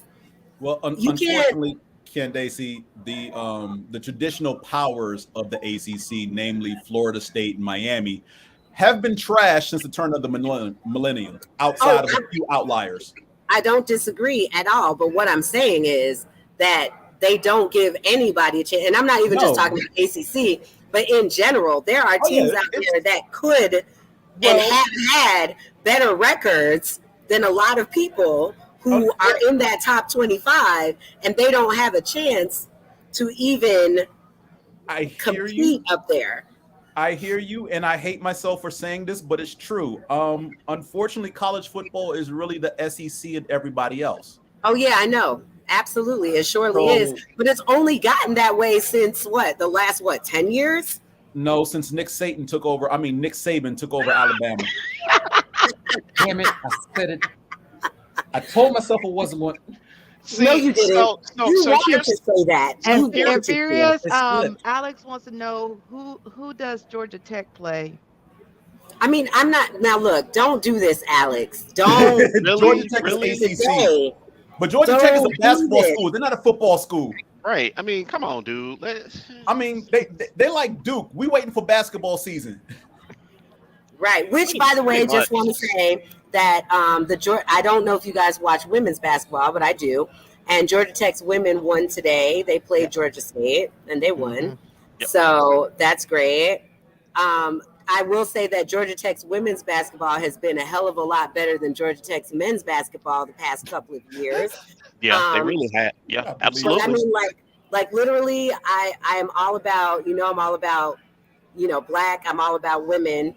And I really think that you guys, I know that you guys probably watch, but I think that people need to continue and to start watching like the WNBA. Oh, yeah. Because it's amazing. And when you want to see, a lot of basketball purists say that they don't watch the NBA anymore because they think it's just a lot of shenanigans and antics. And if you want to watch like real actual basketball, the WNBA is where it is and where it's at. Alex, I'm not even paying attention to anything that you're saying. And they're not, and those players are not getting paid enough. And they're not getting paid enough. But you know what? Women don't get paid enough anyway when it's equal. When they're doing the same thing that men are doing, they never get paid enough. But that is another podcast. That is another podcast. But literally, I have to say that especially the last few years, the WNBA has been amazing. I've been watching it since its inception when I was 16, sitting in, Knickerbocker Arena watching the Liberty play because it was super amazing. So I wish that the Atlanta Dream is they're great. They're good. Mm-hmm. But I wish that they would I would definitely be a huge fan of them if I wasn't just a huge fan of all New York teams. They would be my second team because they are balling, literally. Mm-hmm. So not even going to talk about that because it's not, WNBA time. We're talking about, NFL and NBA. Hockey season has started, just to let you know. And never heard of it. That's a sport? FIFA World Cup now, guys. No, I'm sorry. James, I'm not fooling with you today. Okay, there are other sports besides the National Football League. This is a lie. I don't believe you. What are they? I've never heard of these sports. He's like hoodwick. And I just want to say, I am really mouthpieces, shamockery. I hate you guys, but I miss. You know what I miss you guys. I miss my damn blurs. I love you guys. Now I will say this, just backtracking a lot to last month. I was so ready to have my Mets jersey on last month, even though we lost. I just, I want to say they came a long way. I went to a couple of the Mets Braves games this past year, which I normally do anyway. And I know Mac, you're an Atlanta fan. I was at some of those games myself. Yeah, so the Braves did a good job. The Mets did a good job, and none of us went. And it ended up the way that it ended up. I was not rooting for the Phillies because I couldn't. I just couldn't in good conscience root for the Phillies. But I'm glad that Dusty got his ring and he won. Absolutely. I think that was amazing. Yep. I probably watched more baseball this year because my boyfriend is a baseball fan, and so he forced me, even though I love baseball, but he forced he is like you, James. He's like you, James, when it comes to, he'll say it's baseball season, it's fucking football season now, but he's still baseball season. And then when baseball season starts, it's like it's basketball season. He's like, it's fucking baseball season. Who's his team? Candaysee? He's a White Sox fan. He's from Chicago. Yeah, he's great players play for White Sox. Frank Thomas, Jackson. So yeah. Oh, and if we are talking baseball, did you see the ballot for the Hall of Fame? I did not. Of course, because you don't pay attention to baseball. It's football season. They put the steroids guys on there. So Barry Bonds is on the ballot. They're always on the ballot. No. But these guys are the only ones on the ballot. So they have to choose from them now. The only people they didn't put on there was Mark McGwire and Sammy Sosa. So Barry Bonds and who else then? You've got Barry Bonds. Oh, don't get me to lying. I got Rafael Palmeiro? Yes.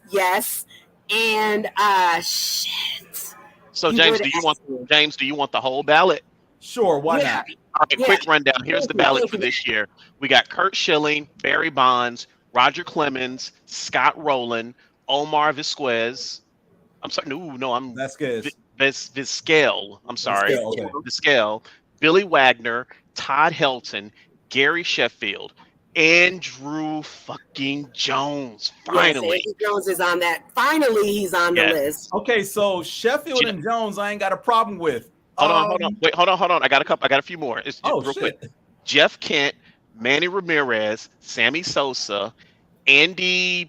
Oh, they put Sammy Sosa on there? I thought that they didn't. Sosa is on there. This is Okay. Andy Pettit. I don't know how to pronounce it. I don't know. Andy Pettit. He's a pitcher. Yeah. Okay, thank you. Mark Berhule, Torrey Hunter, Bobby Abraire, and Tim Hudson. Bobby Abraire, yeah. Yeah. And Tim who? Tim Hudson. Tim Hudson. Yo, that's a nice list. That's a nice list. Some steroid guys ain't getting in though. I think, you know what? I think this year they're going to put, because this is the first year that they put them on the ballot. No. So the steroid guys have always been on the ballot. They've just never received any votes, or they've never received the proper percentage, because to get into the Major League Baseball Hall of Fame, you need 75% of the ballot minimum to even be considered, which is why some years you'll have 8 people go in and other years you'll have 2.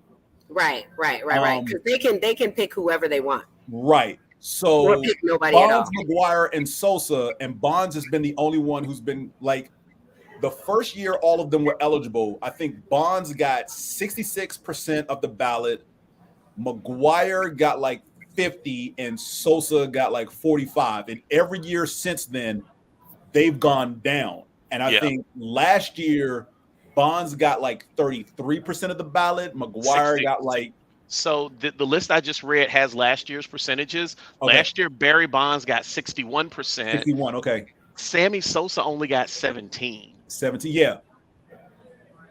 Nope, A-Rod's not on the list. A-Rod's not eligible yet. I don't think A-Rod's eligible yet. I don't think A-Rod is eligible yet. He's still, it's not time. 5. You got to be 5 years. Yeah, he hasn't been out. He hasn't been out long enough. Yep. Okay. But then Bonds probably shot up, because I remember the first year Bonds had like 66% and it kept going down. Yep. Just like the other two, McGuire. Well, you know, the writers are haters. They're all haters. Well, the writers are purists, and they are. That's what I said. They're haters. When you're a purist, you're a hater. Look, to a lot of the former players who work for various networks that talk about baseball, their thing is, do they deserve to be in the Hall of Fame because of the numbers? Yes. Can you put an asterisk on their plaque? Absolutely. Go ahead and do that, because you're talking about an era in which testing was rampant, and unfortunately, some guys got popped who didn't do anything, because they later had to come out and apologize to people they said tested positive who absolutely didn't. Now, Rafael Palmeiro is hilarious, because I remember when they did a congressional hearing and invited McGuire, Sosa, Bonds, Palmeiro, and several other people. And Rafael Palmeiro, I'll never forget this, famously sat in that congressional hearing, read from a prepared statement, and pointed at the hearing committee and said, "I have never in my life used performing enhancing drugs." And 2 weeks later, he tested positive and had to backtrack and found out that he had been using for the last 3 years prior to that congressional hearing. Wow. Well, see, the thing about it is that, you know, I feel like they should do them. Now, I don't want to say do them a solid, but nowadays, those things are out of they don't even test them for those things anymore. So let's just. Yeah, I mean, the cream and the clear, which A-Rod is going to take. So, you know, I'm just saying, like, now that it's okay to do these things, now you need to just let it be, because at the end of the day, you're allowing people to do it now. So why not? Well, I don't believe in the asterisk, because I just feel like if they did it, they did it. True. You know, like they did it, they did it. You can put an asterisk by, okay, he had so many home runs, but he used performance enhancing drugs. But nowadays they use so many different things to help them perform better that may not be those things. Okay, so here's the thing. The drugs that those 3 or 4, and I'm including A-Rod in that with McGuire, Sosa, and Clemens, and McGuire as well. So those 5 players were all in one way, shape, or form using these drugs called the cream and the clear. Well, that lab that produced those supplements or drugs, whatever you want to call them, was raided by the FBI and shut down very quickly once it was determined that these are actual steroidal topical cream supplements, whatever have you. So that was shut down. So those they can't be used because there's no production of them anymore. Baseball, I won't say has lightened its rules. Steroids in any shape or form are still not legal in baseball. Are there ways around it? Yes. I'm not saying any particular players are taking them now. However, the only thing they've lightened as far as the rules is the nutritional supplements that players take. And that's a rule they're finding hard to enforce, because it's one of those things where you go to a GNC and you get a protein mix that you put in a smoothie or a shake or whatever have you, and you consume it. But if you don't look at the list of ingredients in that protein mix, you could be taking something that they deem a banned substance because it raises your testosterone level on some minuscule level, even if it's a percentage of a percentage. But they've decided they have in recent years taken a lot of those ingredients or elements off the banned substance list that are in protein mixes, if you will. So that's the only thing they've lightened up on as far as Major League Baseball. Because, yeah, I mean, like in NASCAR, if you ain't cheating, you ain't trying is a rule in baseball. I mean, they say it all the time. I mean, there's so many unwritten rules in baseball that it's ridiculous. But, excuse me, steroids are still a black eye on that sport. Always have been, always will be. There's no getting around that. You can't get by with steroids. No matter how designer or nuance there is, they're going to find a way to catch you eventually. But as far as the protein supplements that players are using, those restrictions have been lightened because almost every player in baseball takes them, whether it's some type of vitamin or some type of protein mix, like I said, that they use in place of an actual meal to either build muscle or boost energy. So those are the things that that baseball has released their restrictions on, not steroids. Steroids is still steroids. And unfortunately for guys, A-Rod, McGuire, Sosa, Clemens, Bonds, they're going to have to wait until they hit the senior ballot where the reporters no longer vote on them, because you're on, in Major League Baseball, you stay on the ballot for 25 years. And at the end of 25 years, then you go to what's called the senior ballot, which is the current living Hall of Fame players who are still, those who are still alive, who are in the Hall of Fame, are basically like a senior committee. And then they are the ones who let you in. And that is the only way those 5 players really will get in. And for A-Rod, his clock hasn't started yet. For Bonds, McGuire, Sosa, Clemens, I think this is what, year 16, 17 or something. I know we're nearing 20 for them since they stopped playing. But it's getting to that point to where that's where it's going to have to go for them to get on. And Alex, I mean, I grew up watching all the sports, so I know a lot about I know a little about everything. So I know how these processes work for the most part. And no, Alex, we don't believe that the steroids improve their hand-eye coordination. Nah, they don't. Actually, Alex said something earlier that I want to dip into real quick. He said Jerry Jones was slinging it all over the place. Funny he mentioned that, because a woman last season was suing Jerry Jones, claiming that she was his father. He was her father. Okay. And that he was paying the mom to keep it quiet. Like basically paying them hush money. I don't know where that has gone since then, but I just wanted to bring that up briefly since he mentioned that earlier. Do you think Jerry Jones is like really good friends with what's his name, the Playboy guy? Hugh Hefner? Yeah, Hugh Hefner. I wouldn't doubt it. I mean, when Hefner was alive, of course. Yeah, do you think that they had a thing? Yes, absolutely. Look, Hugh Hefner is like every dude's dream, like profession, like dream lifestyle. Oh, is that your dream profession, James? You would like to pimp women out to do things, pimp the women out and make all the money and hold them up in the house and make them do things and make them stay. I'm just wondering, so that's your dream job, James. Is that what you're saying? Any cis male walking the planet who didn't at some point in their life be like, I wish I was Hugh Hefner for X amount of time, and says that never happened is a damn lie. Mac, is that true? Did you want it to be Hugh Hefner at some point? Do I want to be Hugh Hefner? No, did you? No. Did you like when you were younger? Oh yeah, did definitely. You want to be Hugh Hefner? But my thing has always been, I'd pay the women with their whatever revenue you bring. We have contracts. However much money you bring in, there will be a proper breakdown and distribution. What is proper though? I don't.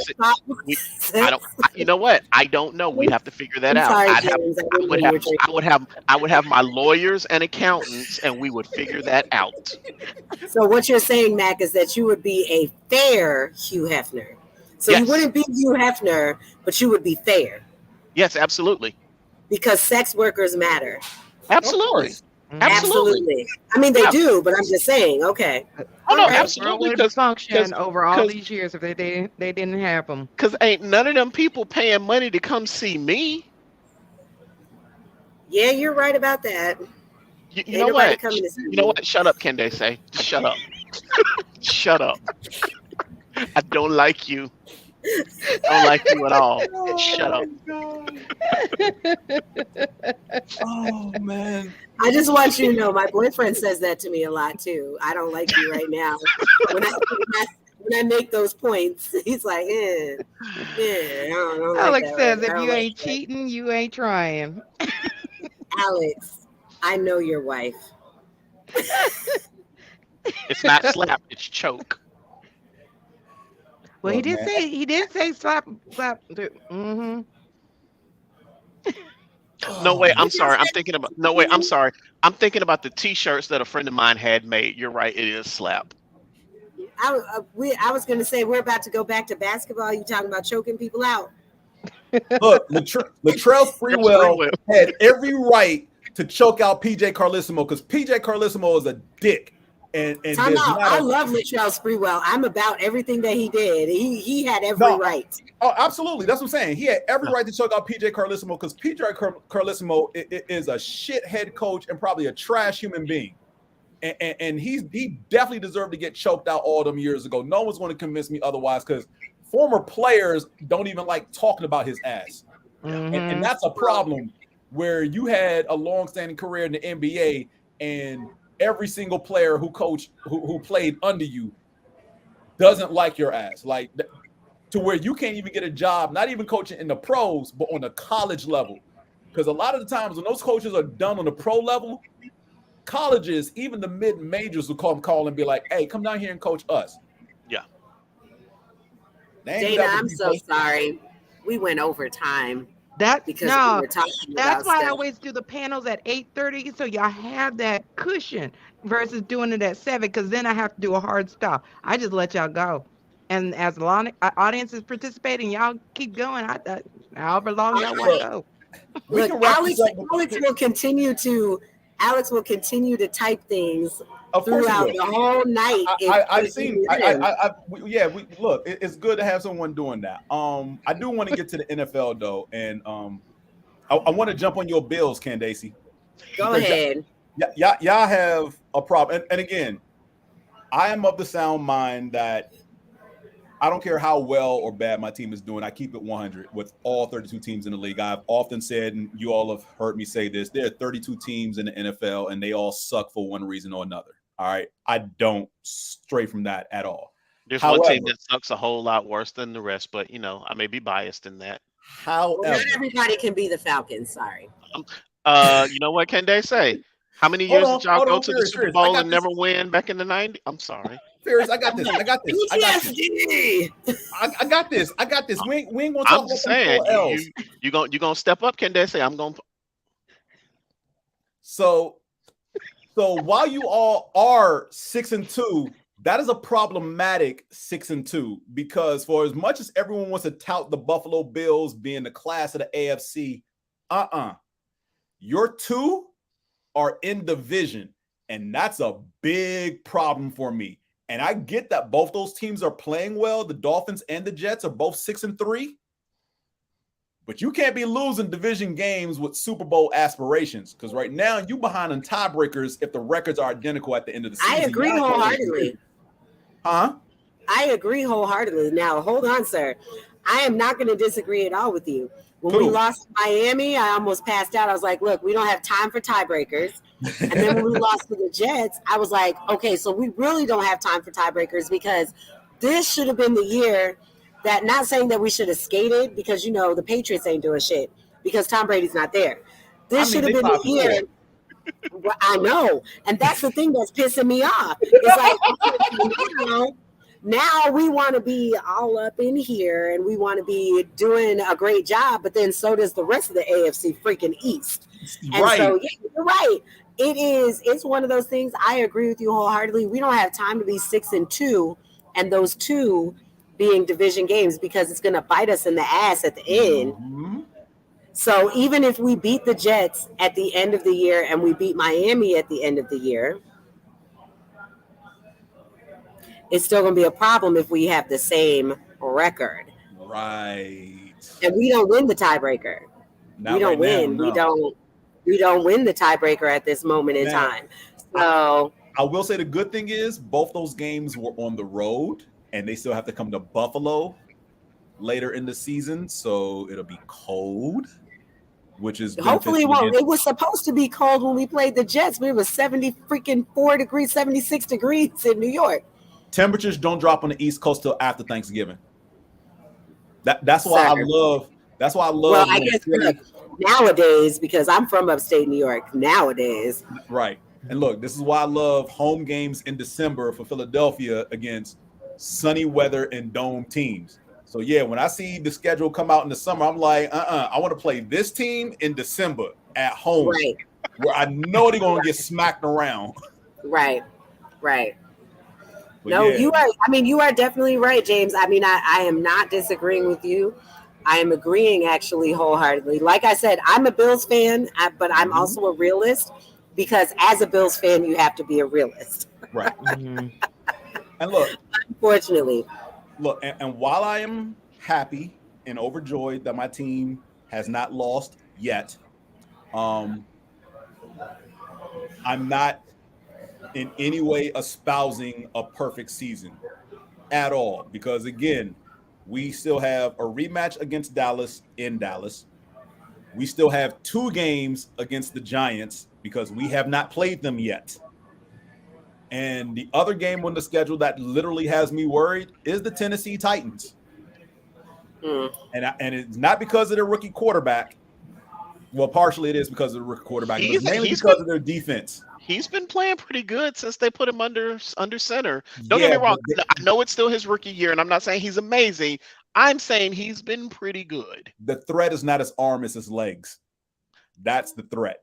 Because again, if they decide to make him a drop back passer this early in his career, then they're just dooming themselves to failure. They need to continue running RPO with Derrick Henry and confuse the hell out of the defense to basically thin that front 8. Because you got to put 8 in the box. He's a rookie. Yeah. Make him beat you from the pocket, but everybody knows you're going to get a heavy dose of Henry 25, 30 times a game.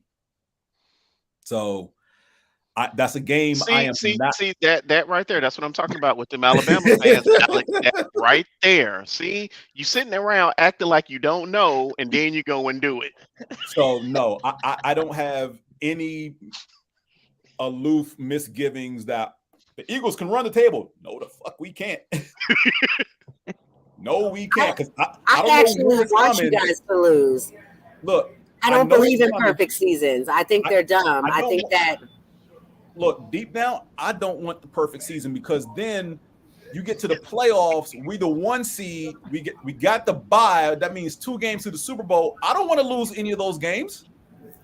Losing playoff games suck, especially when you have the best record in your conference. Ask Tennessee how one and done looked last year when they had the bye and lost to a Cincinnati Bengals team they had no business losing to. Right. That shit is not fun. So no, I do not want to go into This sounds crazy. I do not want to go into the playoffs. Perfect, because I understand my team has holes. Right now, one of Jordan Davis, rookie defensive lineman from UGA, probably our best run stopper right now because everybody else on the D line is a little, I'm not going to say they old, but they're just not as good as he is, taking up multiple offensive linemen in the run game. He's out at least 3 more games because they put him on IR officially at after Pittsburgh. So he missed the Texans game. And mind you, that rookie running back for the Texans that we played last Thursday night, he had 140 yards rushing on 22 carries. So yeah, they gashed the hell out of us. We play Washington Monday night. If they actually decide to let their backfield just tee off and run against us and not put the game in Heineke's hand, it's going to be close. And I get worried in close games. I'm not comfortable when my team is playing close games because one-score games will eventually come back to bite you in the ass, which is why I don't trust the Minnesota Vikings. Like, of their 7 victories, 5 of them are one-score wins. So, and that's like 8 points or less. The last couple have been by field goals. And one-score games always swing either way when you play that way. So I do not trust. And look, people be like, no one's talking about the Vikings. Well, yeah, 7-1 is nice, but not when 5 of your 7 wins are one score. So that's why they don't get talked. If they were beating everybody by 10 plus points when they were winning games, cool. They would get the hype and everything, much like the Eagles are getting, because I think all but 1 or 2 of our victories have been by double digits. So, but yeah. MJ, your Falcons, are they winning yet? No, they're not. And I don't expect them to.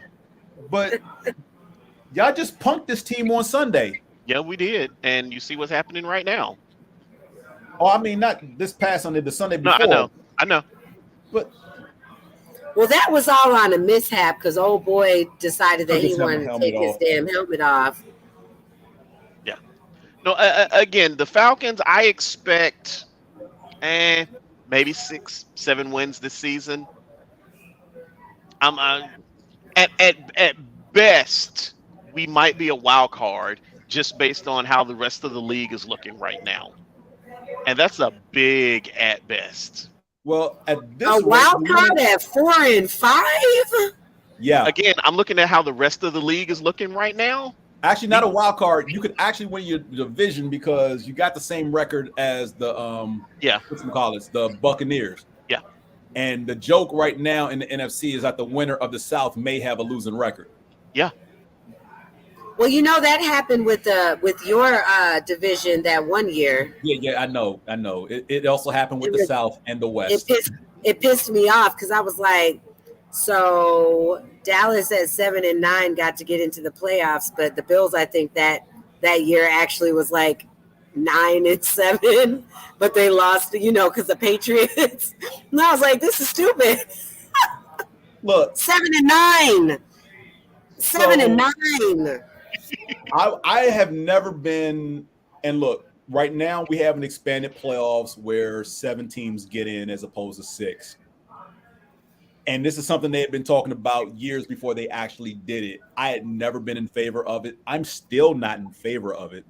And the only reason they did it is because they were like, random outliers from year to year where you have an 11-5 team or a 10-6 team that missed the playoffs because 2 other teams in this division had like 12, 13 win seasons. And teams in other divisions had similar great records or own tiebreakers over this team that was 10-6 and 11-5, because how could you win double-digit games and not make the playoffs? Preposterous. Well, I mean, there are 4 divisions in conference, and every division winner's got to go on the next 2 best records overall. How about you own your tiebreakers over your competition and beat teams in season when you're supposed to? It's always been my philosophy. I know people say it's old and outdated, but I don't like the expansion of the playoffs because the next step is going to be to let 16 teams in. And I'm like, why are we letting half the league into the playoffs? Which doesn't need to happen. The playoffs are supposed to be special. It dilutes the importance of the playoffs. That part. And 12 was fine. I'll I'll get on board with 14 right now, but there doesn't need to be another expansion of the playoffs. Like, leave it alone. Like, stop it. Really, really stop it. People like, again, it is money. Yeah, Honestly, it's only money because it's the TV deals, the endorsements. It's got nothing to do with the actual game of football. Of course not. Of course not. It's all about the money. And I know what I'm saying based on what I prefer in the playoffs. The Eagles would have been eliminated last year. You're damn right they would have been eliminated last year. They had no business going to the playoffs last year. So again, that's my realism. I know what we did going down the stretch, and it was cool. Too bad the coaching staff couldn't pull their heads out of their rear ends earlier in the season to get more wins when they should have. But that 9-18 from last season had no business being in the playoffs last year, and it showed. Now, Think y'all can make the playoffs this year? I mean, if we don't, there's definitely a problem because the only way we miss the playoffs is if we take the last 9 games of the season. And considering our next 2 games are against Washington and Indianapolis, 2 teams that are in, let's just say nicely, disarray from top down in their entire organizations, I'm going to be more than upset if we lose these 2 games. I'm rooting for Indianapolis and Washington.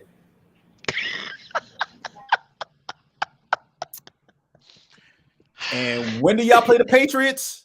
So y'all can go 0-3 in division? We already beat the Patriots, didn't we? I don't think y'all played the Patriots yet. I don't remember that game. That would have been big news. Candaysee, you don't know who your team has played. Look, one game at a time, sir. One game at a time. Goodness gracious. Rams, Titans, Dolphins. Nope, they have not played the Patriots yet. Yeah, I didn't think so. Yeah, their first game. Now look, they don't play the Patriots until December 1. Will you just let me mess with James while we're here? Jesus. No, absolutely not. Will you please let me just mess with him? Let's see. God. Y'all have. All right. So y'all got Minnesota, Cleveland, Detroit, and then your first game against New England. Huh. And then we play the Jets, I think, after that, and the Dolphins. I think we play like Patriots, Jets, Dolphins. Yes, you because do. I know that we play the Bears because it'll be a house divided on Christmas Eve. So, and then I think we play the Patriots the last game of the season. You do play, which the Patriots always the last game of happens. the season. So yeah, y'all ain't even played the Patriots yet. So what? Billy B gonna have something spicy for y'all saved up. Because what was it last year that everybody kept laughing at y'all for? Oh yeah, that Monday Night Football game where the wind was blowing so hard that the Patriots quarterback literally only threw 3 passes. Oh my God, that was the worst. Can we not talk about that? But that was the worst game ever. Like I was sitting there like, what is going on? We could not stop the run at all. And the game was in Buffalo. That's the kicker. The game was in Buffalo. The game was in Buffalo. You're right, James. You are so right. I mean, I'm not going to disagree with you. I am a football fan. But I'm still laughing at that. That shit was hilarious. That was some BS right there because I was like, what in the hell is going on? I watched that game. I was at home pacing. I was like this. I want you to understand the last time a team won a football game by only throwing 3 passes, and he ain't complete all 3. First of all, I'm mad that you're about to give me the statistics. Oh, yeah. They wore leather helmets. That's the last time an NFL team won a game throwing 3 passes. They wore leather helmets. That means no face mask. I understand wholeheartedly, but all I'm saying is I don't want to hear your rhetoric, Eagles fan. I told you, I just don't want you. I just spit facts. I just don't want you to go. I don't believe in any team going 16-17-0 because I feel like it's a tragedy afterwards. So I want you guys to lose. I also want you guys to lose. Oh my gosh. So really, Candaysee, what you're saying is by you wanting them to lose, you're really helping them out. Right, but I want them to lose too because I hate Eagles fans. They're the worst. Them in Dallas. I told you. Dallas fans, Eagles fans. I know. I heard you. I heard you too. But what I'm saying is I am wearing my salute to service hat today because tomorrow's Veterans Day. Cool. And, you know, we have to think about that as well. Thank you to all of our veterans. Thank you. We definitely appreciate Absolutely. you keeping us safe in the world when we think that we're not. We think that we're super safe when probably we're really not. But thanks to those who are serving, we don't have to think about that. Yes. But back to Candacee's hate for Eagles fans. To paraphrase one of my favorite Star Wars characters, yes. Let the hate flow through you. Flow through you, let the hate. Step into the dark side. I can't. I'm not fooling with you guys anymore. Dano, is there anything else that you would like to say today? Because James and Mac just need to. I mean, Mac has actually been really good today, which is hilarious. That's because his attention is split. He's watching this team. Right, it's true because I thought about that. You can tell he's watching something. So I'm gonna do this real quick. His team is playing very listless football right now. So I can't. And the thing is, they don't even have the game over here because I'm upstairs in the lounge. The game is downstairs because nobody's upstairs. And I was like, hey, can you guys put the game on upstairs? But they said if we put the game on upstairs, it's going to have sound. So I was like, forget it. Yeah. So can they say, let me, I've changed my browser so we don't get into any trouble. But this is what I'm looking at right now. There's the screen with you guys, and then I've got the game over here.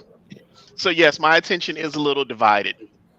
I feel it. That's a really great monitor. It's that curved monitor. Right. That's because Mac is like the super engineer of all engineers. So he probably uses it at work.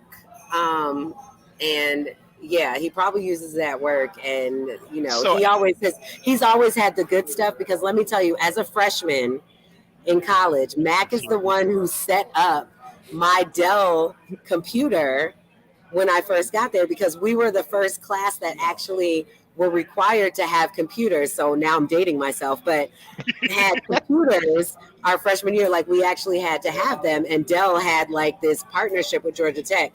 Mac was the one that like set my ish up. He made sure that we had like the good shit. And so, you know, I already know that he's definitely got the good shit because I mean, it's Mac. He's been like that since I was 18 years old. So yeah, one of my directors got one of those. He's got the big like 50-inch one. Oh, it's beautiful. What?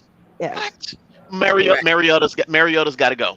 Mariota's got to go. Oh, I'm so glad I didn't put him in because he was my backup quarterback for fantasy football.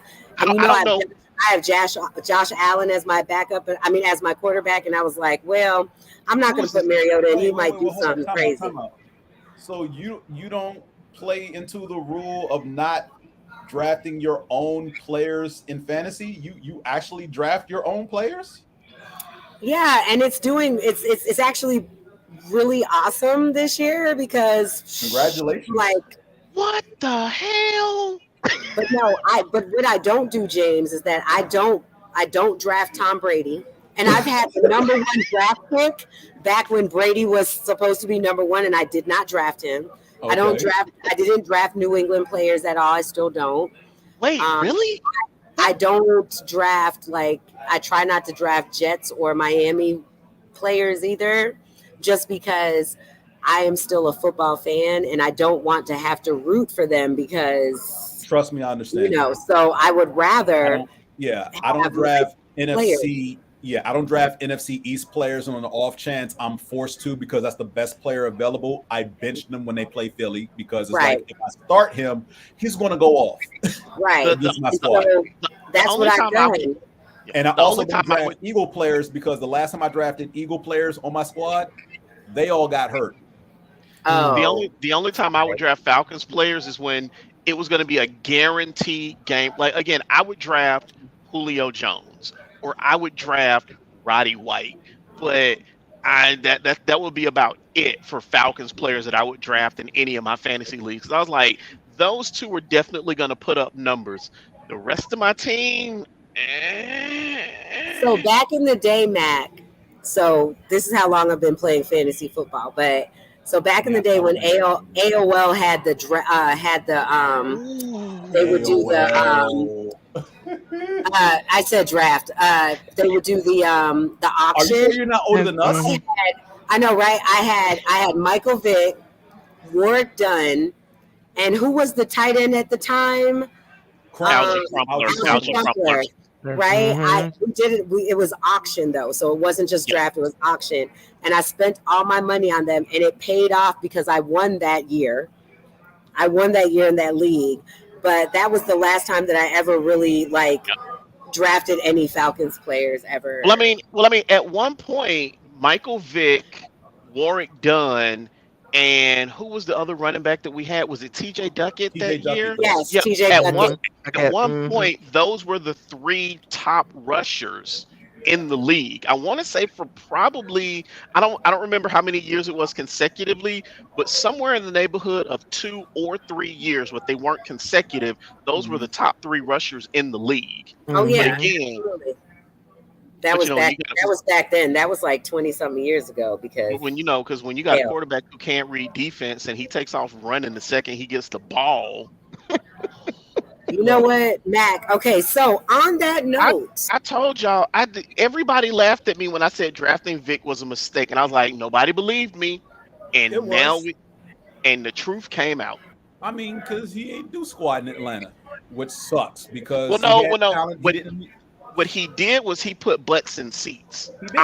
I'm convinced owners don't care about championship. Owners want butts in seats because it gives them money. Yes. The fans are the ones who want championships. Yes, and that's the GM's job to build a team that can win a title. So the front office did him no justice because and the coaching staffs, both of them, both Dan Reeves and who was the coach after Reeves? You mean Jim Mora? Mora Jr., yes. They did him no service because my thing is you should have forced this dude into learning the playbook and reading defenses. That was your job, and nobody did that. Nope. They were just watching. Because my thing is the good quarterbacks arrive early, stay late. He was coming and going on time. Yeah. Time out. They wanted that black man to run, black man, run. You know what?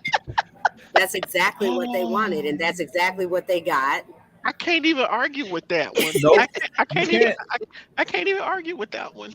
She's absolutely right. And as much as I really enjoyed Michael, I enjoyed watching Michael Vick play because he reminded me of Cordell Stewart, and so it was no. I'm just saying sir. I'm talking about the running part. I'm not talking about anything else. And I think that hush your face, Eagles fan. And I still think, though, that he, broke the barrier for quarterbacks to run. So his arm just sucked. So no, he did not break that barrier. You got to go back a few years to a quarterback who played for a certain team in Philadelphia. That's the one who I think truly. Well, no, wait. It was either Cunningham or Moon. I'm not sure which one. Okay, it was Cunningham. Yeah, but it was not Michael Vick. Because Cunningham, at the time when he played for the Eagles, had track. I meant to say his name too, but I couldn't quite put my finger on what his name was. Cunningham had world-class track speed and a rocket arm. Yeah. The only difference is he knew how to read defenses and he played from the pocket. Yeah. Now, time out. Like I said, there are some flaws that Michael Vick had. There's some flaws. Now, don't get me wrong. After Michael Vick got out and the Eagles gave him a shot, he learned how to read defenses and play from the pocket from both Andy Reid and Donovan McNabb. And Philadelphia is where Vick learned. I'm sorry, go ahead. Philadelphia did what Atlanta should have as far as helping him grow. Philadelphia actually made him into a good quarterback. Said, run, man, run. Arthur Blank was hands off and trusted his coaching staff to do their job, which they didn't do. Was he hands off though? Because I feel like he's a lot like. No, because look, as much as I am disinterested in Atlanta sports, I do know enough to know that Arthur Blank is not meddling in what the coaching staff does. Okay, I'll give you that. I mean, I guess because I live in owner Atlanta, Dallas it seems does. like he does. Yeah, Blank is very. He lets he's people very do what he hired them to do. Yeah, he hires people to do a job. He expects them to do it, and he leaves them alone. The only time Blank is meddling is he won't necessarily meddle in particular player affairs, but he's kind of got this overall vision for what he thinks the team should do. Like the whole, you're going to be a Falcon for life, which to me, I don't need my owner coming out saying that. That doesn't always happen. No, I think he wants to say but the thing about it is that he meddles when he leaves the press box early and comes down and dances on the sideline, and y'all end up losing. Well, there is that too. If he would just hire Mac, then things might just, I'm just saying, I can't do any worse. Go ahead and give him that $5 million contract. But again, it's a young team. Again, when 9 out of the 11 players on defense are new, we got to give them some time to figure that shit out. Well, tell him to call the Jets defense and see what they're doing. Are the Jets a really young defense too? Yes. Also remember the Jets super head young. coach. The Jets head coach is a former defensive coordinator, yeah. whereas the Falcons head coach is a former offensive coordinator. Right. So you got to look at specialties on various sides of the ball. So yes, you expect the Falcons defense will come along eventually if they, should they get coached up properly, but you expect more from their offense as opposed to their defense because of the head coach's background. The Jets defense, Marcus Mariota as the quarterback. The Jets defense is light years ahead of their offense right now because of their head coach. Because I don't know what's going on the offensive side of the ball other than a quarterback like in Cougars, but close your mouth, Candaysee. You know this is true. I can't believe you said that. What? You can't wait, James. Candaysee, you can't believe he said it because it's not true, or because you just didn't want it to come out? Because we're on live TV. It is after dark. Cougars. The Jets QB actually dated a teammate's mom in college or high school. He said this. Time out. I know this, and I'm just saying that. I'm sorry. That's it's hilarious. 5 minutes to 11. This is after dark. So I just want you to know I'm going to use that. So Raise when your I hands, when I this go is to new information to you. when I go to posting this, I'm going to say and quote, the Falcons have a quarterback that dates Cougars. No, not the Falcons. Not the Falcons. The Not Jets. Falcons. I'm sorry, the Jets. The Jets. Yeah. J-E-T-S, Jets.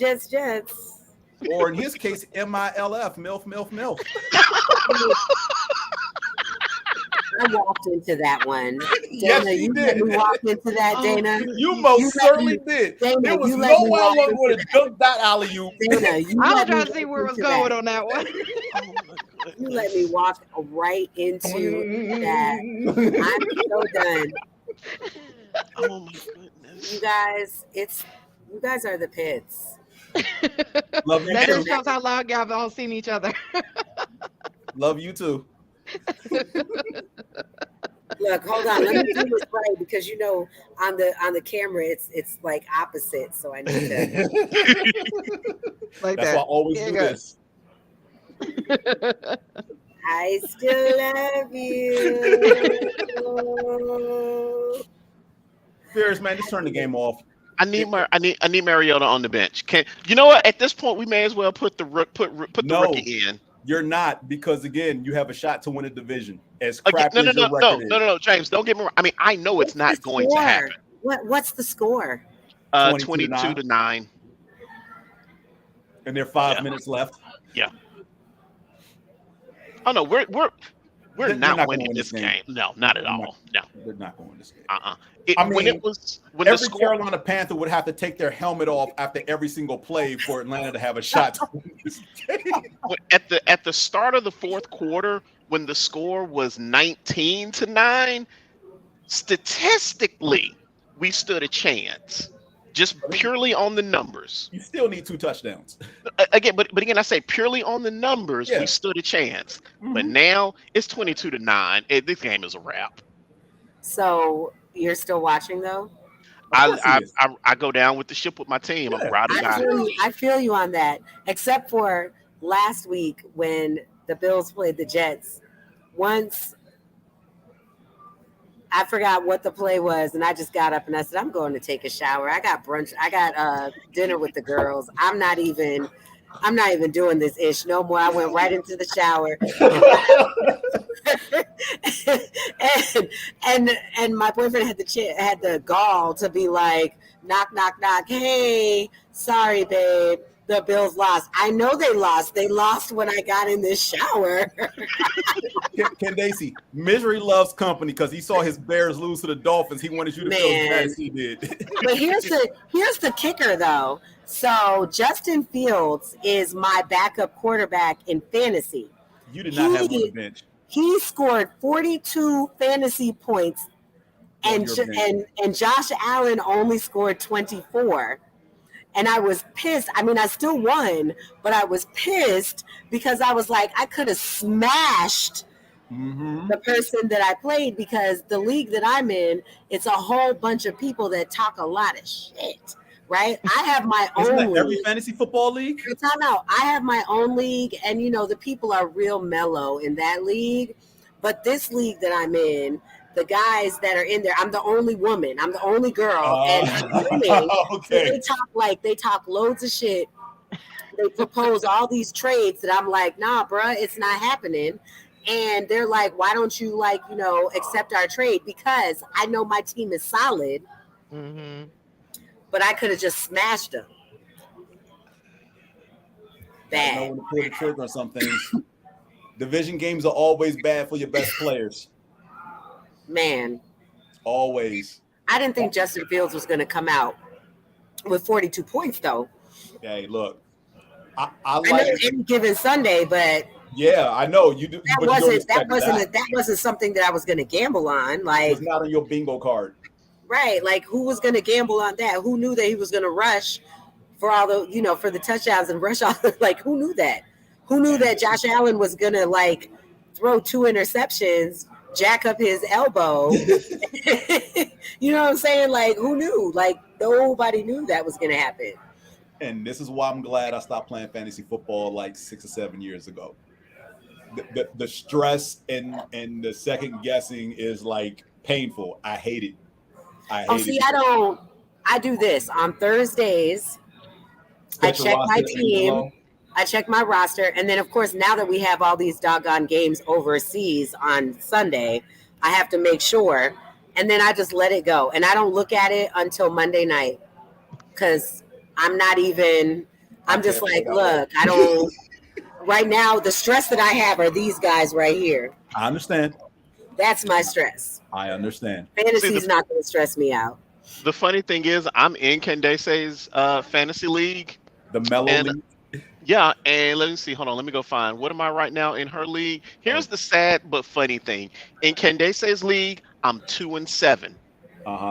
There's another league that I'm in with some other friends. I'm 7-2.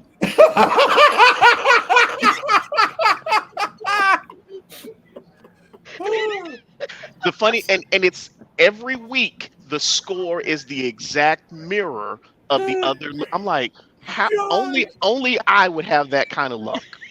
No, you're not, because this is the risk you play. This is the risk you take playing in multiple leagues. I went through this for many years playing in 2 leagues. And the 1 year I won both my leagues, I stopped playing because I said, this crap will never happen again. See, as stressful as it is, I still love playing fantasy football. I haven't gotten tired of it yet.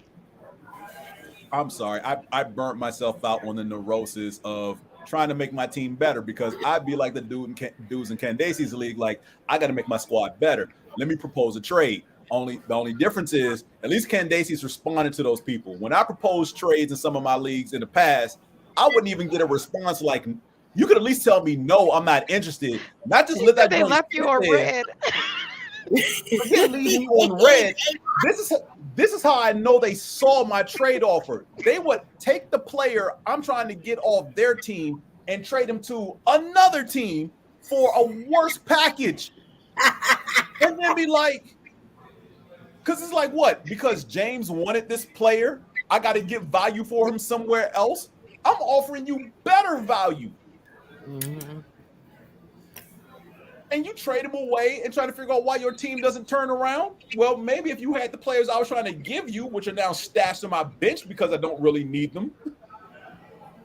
Because see, the thing is that people always, there's two types of people in fantasy football. People trying to get equal value to try to make their team better and not, screw over the other team. And then people who think they're smarter than everybody else, like, oh yeah, they won't see this trade coming. Let me just trade this trash player I don't need for this all-star on their team that's not doing anything right now.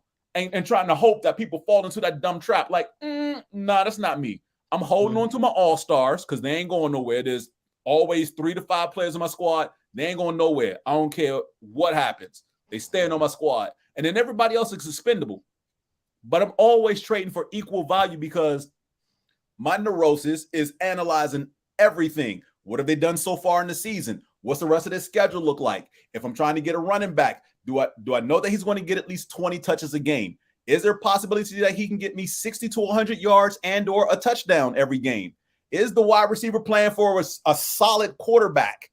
Because quarterback is a position I never worry about. But receivers and running backs, yeah, I will stream a kicker. I will pick up and dump a kicker every single week because why? Kickers are expendable. Same thing with defenses. People will be like, yeah, I got the best defense in the league until they trip up and have that one game where they get you -5 points.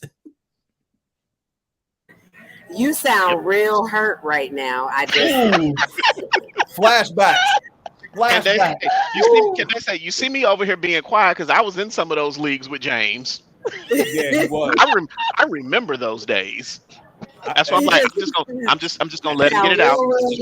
This is why gonna let him get it out. Why I don't play anymore. It looks like it's 22 to 15, Mac. Yep, they scored a touchdown. Yeah, but now they need the onside kick to get the ball back because it's what, 2 minutes left now?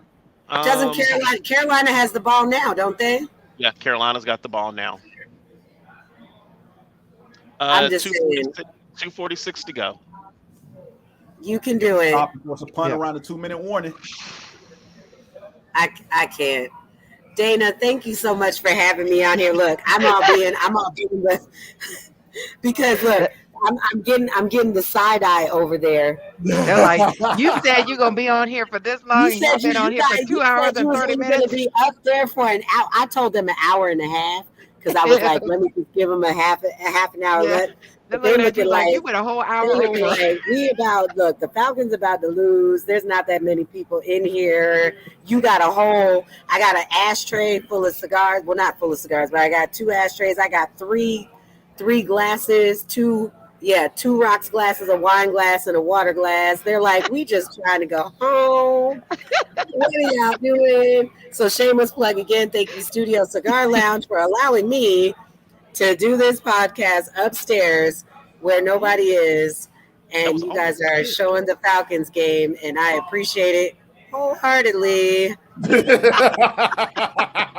I enjoyed a Definition Cigars, which is also a Black-owned cigar, and the poker that you saw that I had was Blue Smoke ATL. I always have to give her props because it has a Bill's charm on it. Bill's, she custom made it. For anybody who's watching this, that's a cigar person. And now I've done my duty as Candiconnects in the cigar world.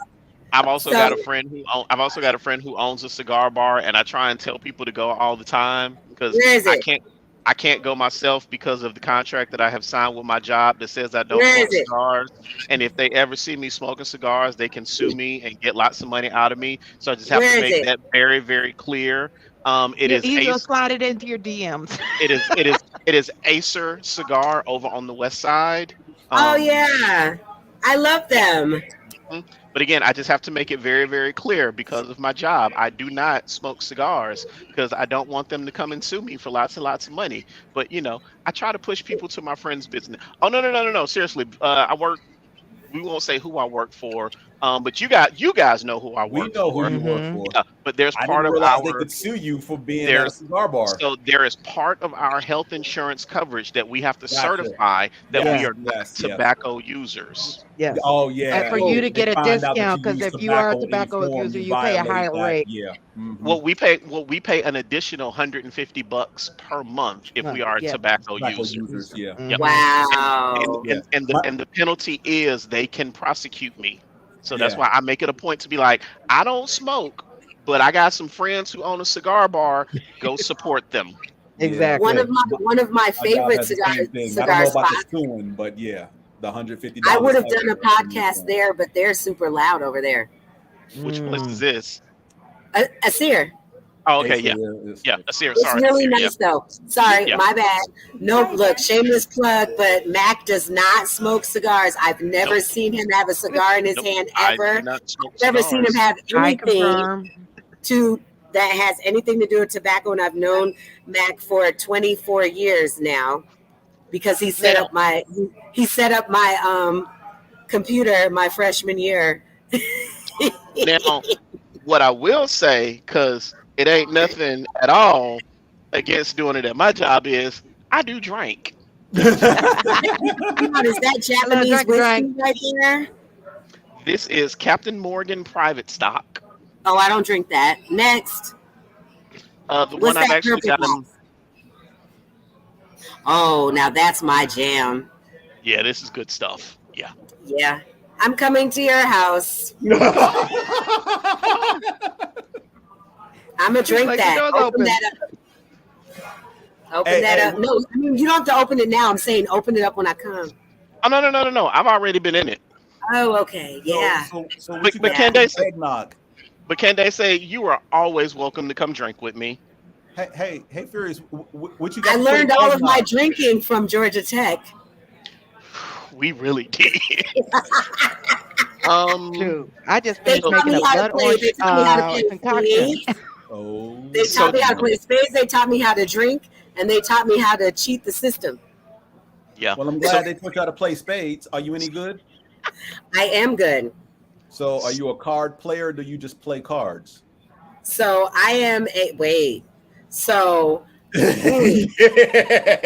play. So I am in between a card player and play cards because I can only play spades with a certain amount of people who know how I play. And yeah, but I'm good. And I learned at the couches. I've gotten kicked off the couches several times. The couches are gone. And then I know, right? And then I learned how to play spades and bid whist at Georgia Tech. And you did say bid whist. Right? I did. Here we go. Ooh, now you talking my language. Yep, I learned, and then I schooled some people on dominoes because that was my shit as a kid. So I schooled some people because that's where the Caribbean people played dominoes at the other couches across the way from the couches that they were playing spades at.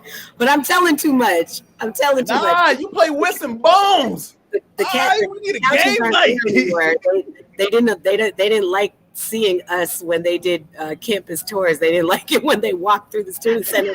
And the first thing they saw was all of us.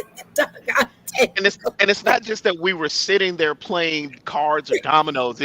We were loud and being black. Yes. Because how else do you play cards and dominoes? There aren't a lot of blacks, or I don't know how. When we were there weren't a lot of black spaces on campus. So as soon as you would walk into the student center from the parking lot, there are two sets of couches, one to your left, one to your right. And somewhere around 10:30 or 11, everybody who had early classes would start to congregate at the couches. And we would hold down the couches from like 11 until everybody left to go start doing homework and lab or whatever they had to do for the night. But like for the James, you know how we would shut down, or not shut down, but you know how we would be at Taco Mac sometime so long they changed shift? Yep. That was us at the couches. Okay. Yeah. And to answer your previous question, here's what I would recommend for the eggnog. I don't know if I'd put this particular flavor in, but this is my favorite vodka, and this I think goes quite well with eggnog. I'll stick with my rum. That's fine. Mm-hmm. The spice. Okay, so I've never had eggnog with vodka in it. What'd you say, Candaysee? I gotta go. So Let's go ahead and wrap it up. Yeah, everyone, we can wrap thank this you up. for tuning in. Thank you for watching on the replay. Definitely look forward to having our whole sports group again next month. So be on the lookout for Hopefully that. Nothing crazy happens. No, I won't. We need some crazy to happen. We need some crazy. Hopefully the Eagles have by then.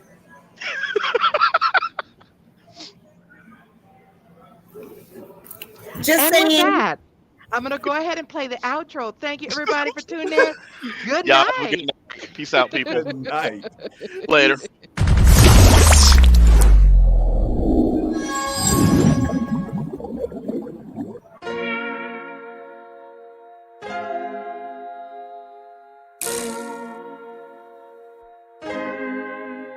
So many stories left to tell, even if we have to ourselves. Can keep history on the shelf. If we won't tell it, we will. If this the land of the free, it was a freedom then. When they annexed Hawaii and called it Cedar Lands, without any type of payment and no signing off. Called themselves the Republic in 1894. 1.2 million acres overtaken from the native Hawaiians. When they resisted, the West retaliated in violence and erasure. The Hawaiian language is banned as part of colonialism's plan to expand, yeah. Stuck between a rock and a hard place. Multiple bombings of Kaho'olawe. As a part of their ongoing war with Asia, used it as a place for target practice.